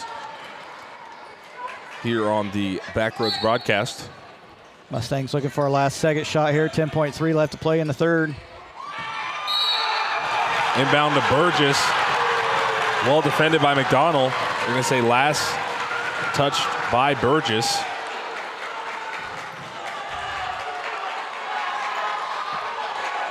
Eight seconds remaining. Here's McDonald. Driving in, kicks it out to Miller. He fires a three. Can't get it to go. Wilkinson rebound. Won't get a last second shot. And after 3 quarters of play, the Bulldogs lead by 5. This break in the action is brought to you by Shortstop, offering the convenience that you need and the service you deserve. You'll find a friendly employee ready to serve you every time you walk through the door. Shortstop always has daily food and drink specials with the highest quality fuel at each of their 17 locations throughout Kansas, including Clay Center, Walmego, Manhattan, and Westmoreland. No matter where you're going or how long it takes you to get there, you'll always have time for a Shortstop.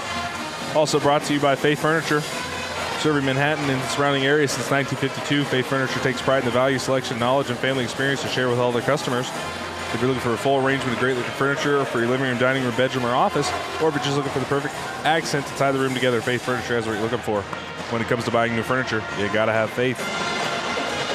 And as quick as this game's going, let's go ahead and get to our second Bandit Brain Teaser while we have a little bit of time here. What is the record for field goal percent in a season for a Kansas high school boys single player? It's a 62.4, 69.1, 76.9, or 79.6. We'll give you that answer in the next break in the action. Going to the fourth quarter, Mustangs down 38-43. Lob inside, stolen by Vendeska. 7:40 remaining, fourth quarter. closely contested contest.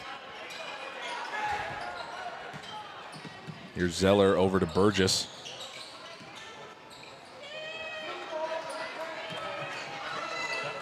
Burgess, entry pass into Vendeska. Vendeska goes at Jones. Has it blocked. Possession arrow will stay with the Bulldogs. Yeah, so you got McDonald, Donovan, Jones, Miller, Horak in for the Bulldogs. Christensen, Burgess, Vendeska, Zeller, and Schneider. Pull-up jumper for Burgess won't go. McDonald left wide open on the wing, fires a three, can't get it to go. Vendeska rebound, has it stolen by Horak.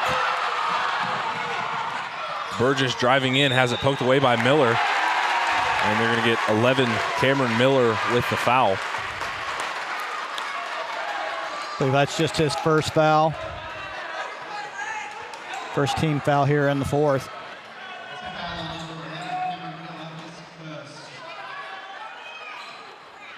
Lob inside to Vendeska. Gets the floater to go. 43-40. 6:45 remaining. McDonald tries his hand at another three. Won't go. Rebound Zeller. Here's Zeller on the drive. Pull up floater. Can't get it to go.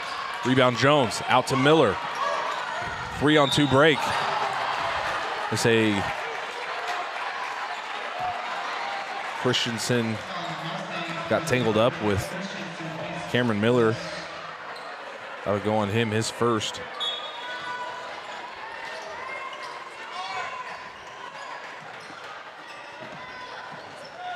Yeah, it looked incidental to me. I don't think there was any intention of tripping or anything like that. They were both just coming back. Floater good for Jacoby McDonald.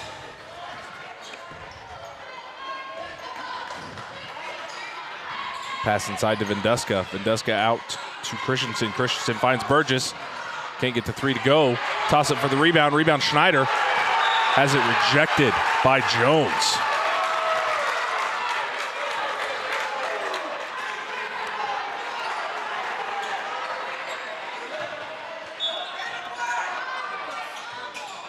Burgess to inbound. To the end of Vendeska. 6 minutes remaining. Pass over to Zeller, inside to Vendeska. Vendeska going at Jones. Have it blocked.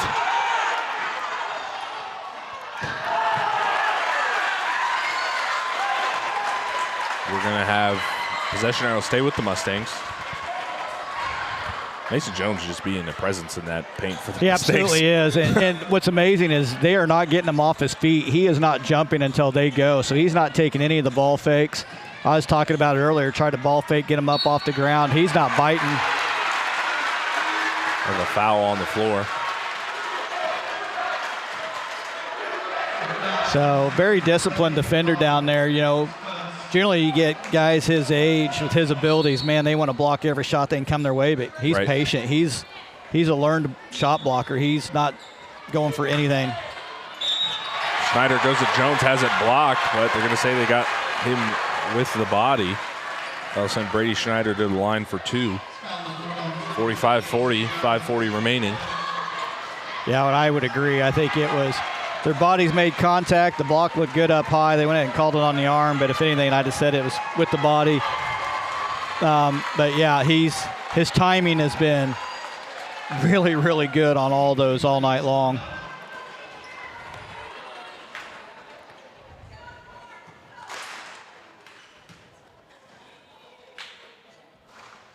Schneider rattles home the first free throw. 4-point lead Bulldogs now, 5:40 to play.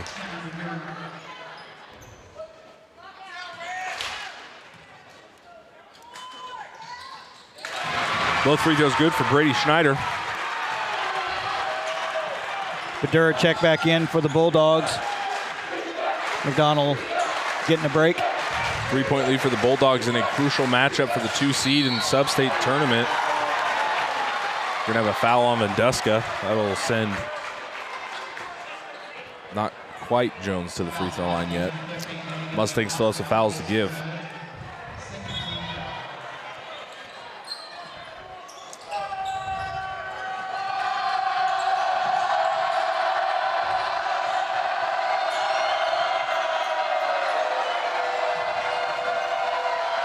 Here's Miller in the corner going to work on Vendeska. And they're going to get Miller with the charge. Not going to lie, that's probably one of those instances where I think it should have been a no call. It's kind of late getting there. Wasn't really coming in, didn't lower his shoulder. But again, I kind of thought the previous foul on Vendeska probably should have been a no call as well. They're both going for the ball. I didn't see contact with the arm. I think if anything, it may have been a jump ball. But so to me, that was kind of an offsetting fouls that I didn't really agree with either one of them. But that's where we're at. 4:50 left to go here in the game. That's going to be off Burgess. Well said, Judd. 4:53 remaining. I mean, you kind of want a game like this, high-intensity game, you kind of want the players to play the game. I mean, your job right there is to make sure it doesn't get out of hand. Right. I'd hate to see a lot of ticky-tacky, neutral kind of calls. Kind of want them to just to play the game. Right. But, you know, they got a little bit physical earlier, but we've still seen sportsmanship out of here. When players have been accidentally knocked down, they've been helping each other up. So Tayson Horak with another three-point bucket. Lead back up to 6 for the Bulldogs. I agree, Judd. If, you know, you're going to call it a certain way, just keep that consistency throughout. You know, just when things start picking up momentum-wise and fans are getting into it, then you call it chippy. You know, if you're going to call it tic-tacky or if you're going to let them play. Yeah, nobody wants the game to come down to a touch on an elbow. I mean, granted, you also don't want somebody lowering their shoulder and trying to knock anybody out of the game at the same time. But there's a lot that happens between those two types of fouls. Zeller fires a wing three. Looked good from our angle. Rebound, Schneider. And run of a foul. That'll have Brady Schneider to the line for 2. Bulldogs' 5th foul. That's Mason Jones' 4th foul. Schneider can't get the free throw to go. I'm not going to lie, I thought there was more of a foul on a rebound than there was on a block, but yeah, he's got 4 now, so he's going to have to be a little bit careful. He doesn't want to come out of this game. They darn sure don't want to take him out of the game, because like I said, he's been a presence in the paint. Mustangs have passed up some shots because they don't think they could get it past them or over them right now. Jones going at Schneider. Gets the friendly roll.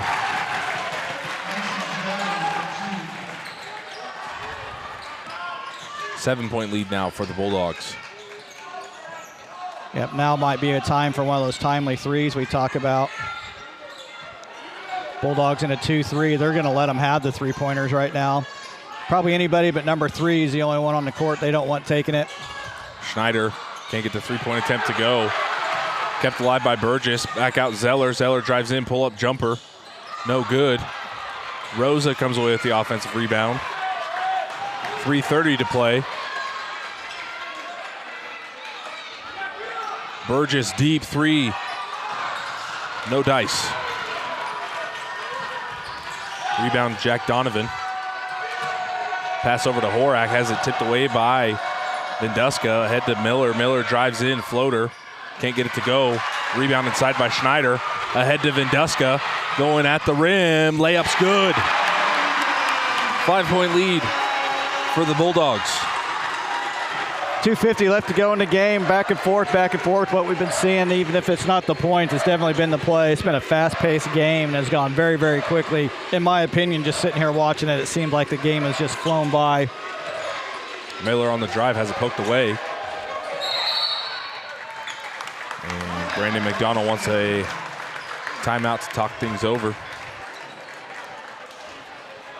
Let's go ahead and bring you that timeout by Farmer State Bank.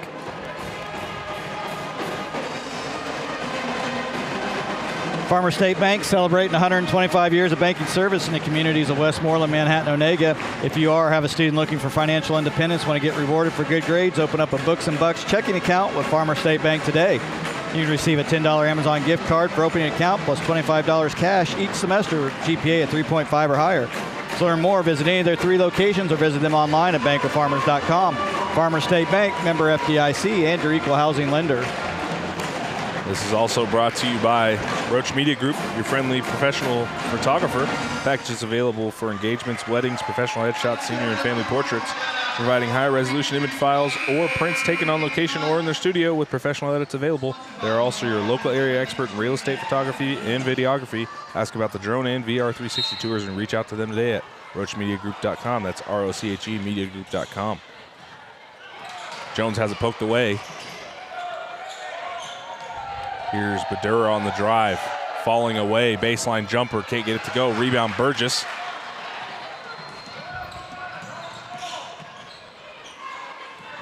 Burgess gets it back now. During that timeout, Wilkinson checking into the game for Riker Zeller. Also Peter Martini in the game. Wilkinson goes up with the layup, can't get it to go.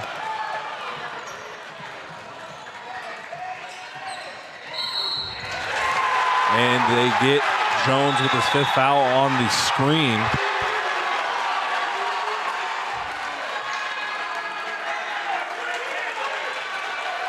I was going to say that was a gamble there for the Bulldogs, leaving Jones in there with 4 foul, especially coming down to the stretch with about 2 minutes remaining here, 4th quarter. Yeah, and honestly, there's nothing I can really say about it. I was down putting in a stat right when it happened, so I didn't even see exactly what happened on there. But yeah, it was a bit of a gamble, but he has been such a presence. But again, you know, I think the bigger gamble is having him come out setting screens like that just instead of having him down the paint waiting to receive the ball. Right.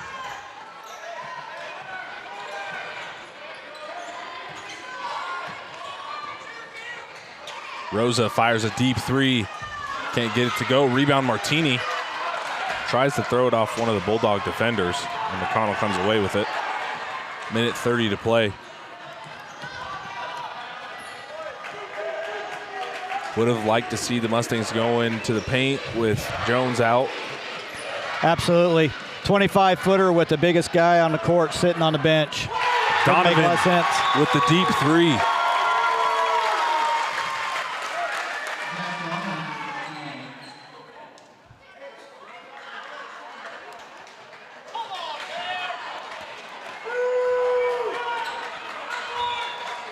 I think McDonald just got basically a warning.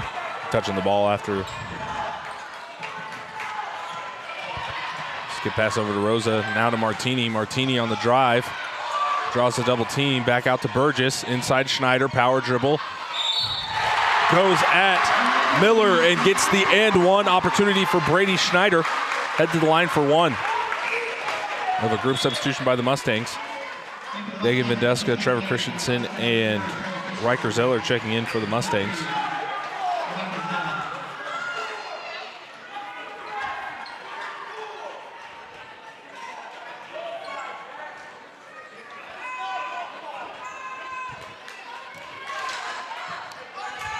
Minute 3 left to go here in the game.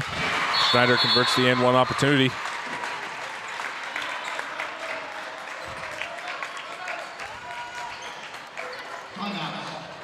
Timeout's going to be brought to you by Liming Productions. Based out of St. George, Kansas, Liming Productions is your source for our 5-star wedding videography, event videography, corporate events, and small business commercials. Let Liming Productions capture all of your special moments and compile a story you'll want to watch over and over. Liming Productions capture stories for life. See their services and highlights at facebook.com/Liming Productions. Second part of this timeout is going to be brought to you by Backroads Broadcasting. Backroads Broadcasting and Rock Creek High Journalism is working harder than ever, bringing the action home to you. If you're looking for a live broadcast for your future event or interested in being a sponsor for our upcoming softball season, please contact us at sales@brbc.live. If you're just enjoying tonight's free broadcast or like to help out Backroads or the Rock Creek Journalism, you can always donate through Cash App at $BRBCL or Venmo at BRBCL. Visit any of our local social medias at BRBC Live. While we have a few seconds, let's go ahead and get to our last Bandit Brain Teaser. We're not going to have much time here in the last minute. What was the record field goal percentage in the season by Kansas high school boys single player? It's going to be C. 76.9. Set by Lester Fry out of Waukene in 1998, where he made 153 of 199 shots taken. McDonald splitting the double team, driving through traffic, kicks to Horak, now to Donovan, back to McDonald. 45 seconds remaining. 5-point lead for the Bulldogs. And Mustangs do have fouls to give here. That'll be third team foul. That one will go on Venduska, his fourth.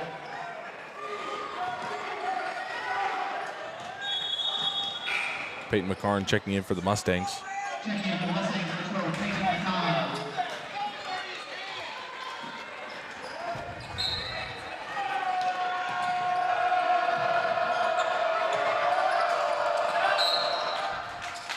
And McDonald will be fouled again.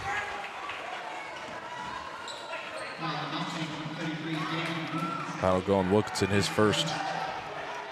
Team fourth. Mustangs have one more foul to give.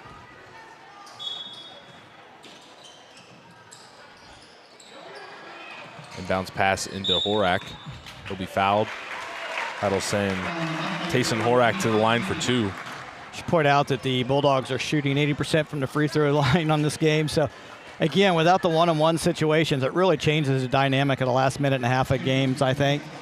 I know they're doing it for safety, but really, if you're a winning team now, you're up by 4 or 5 under a minute. Just play keep away and let them foul you because you're getting 2 guaranteed shots now.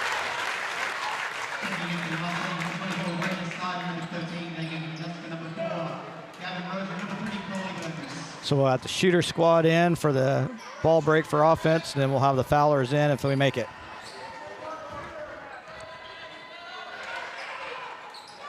Both free throws are good for Horak.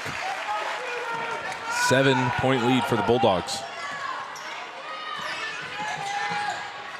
Zeller, catch and shoot three-pointer. Can't get it to go. Rebound Schneider. Gets a second chance bucket. Lead back down to 5.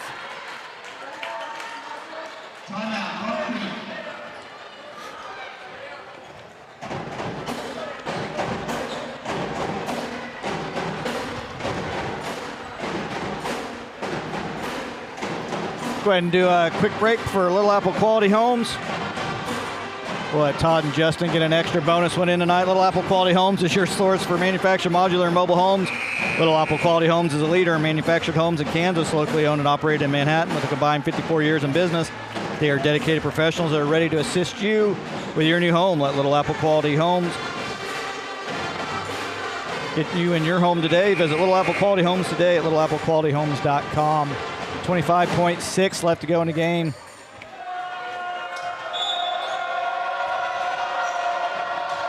Inbounds to Donovan. Double teamed. Gets it into Horak. 19 seconds remaining. And head coach Brendan McDonald calls a timeout for the Bulldogs.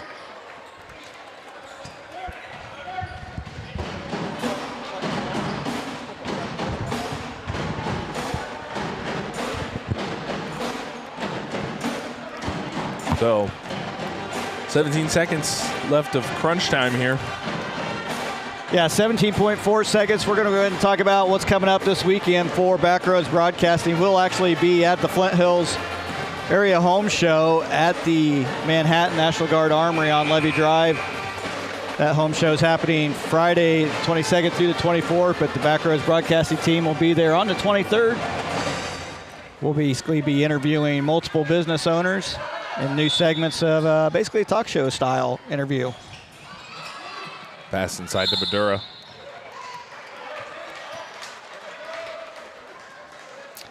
Foul team coming out, shooting team coming in.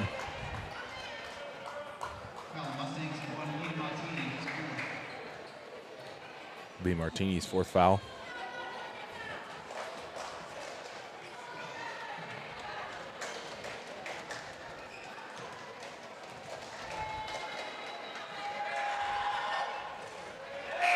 Badura can't get the first free throw to go. Brady Schneider, Dagan Vedeska, Gavin Rosa, and Coley Burgess checking back in for the Mustangs.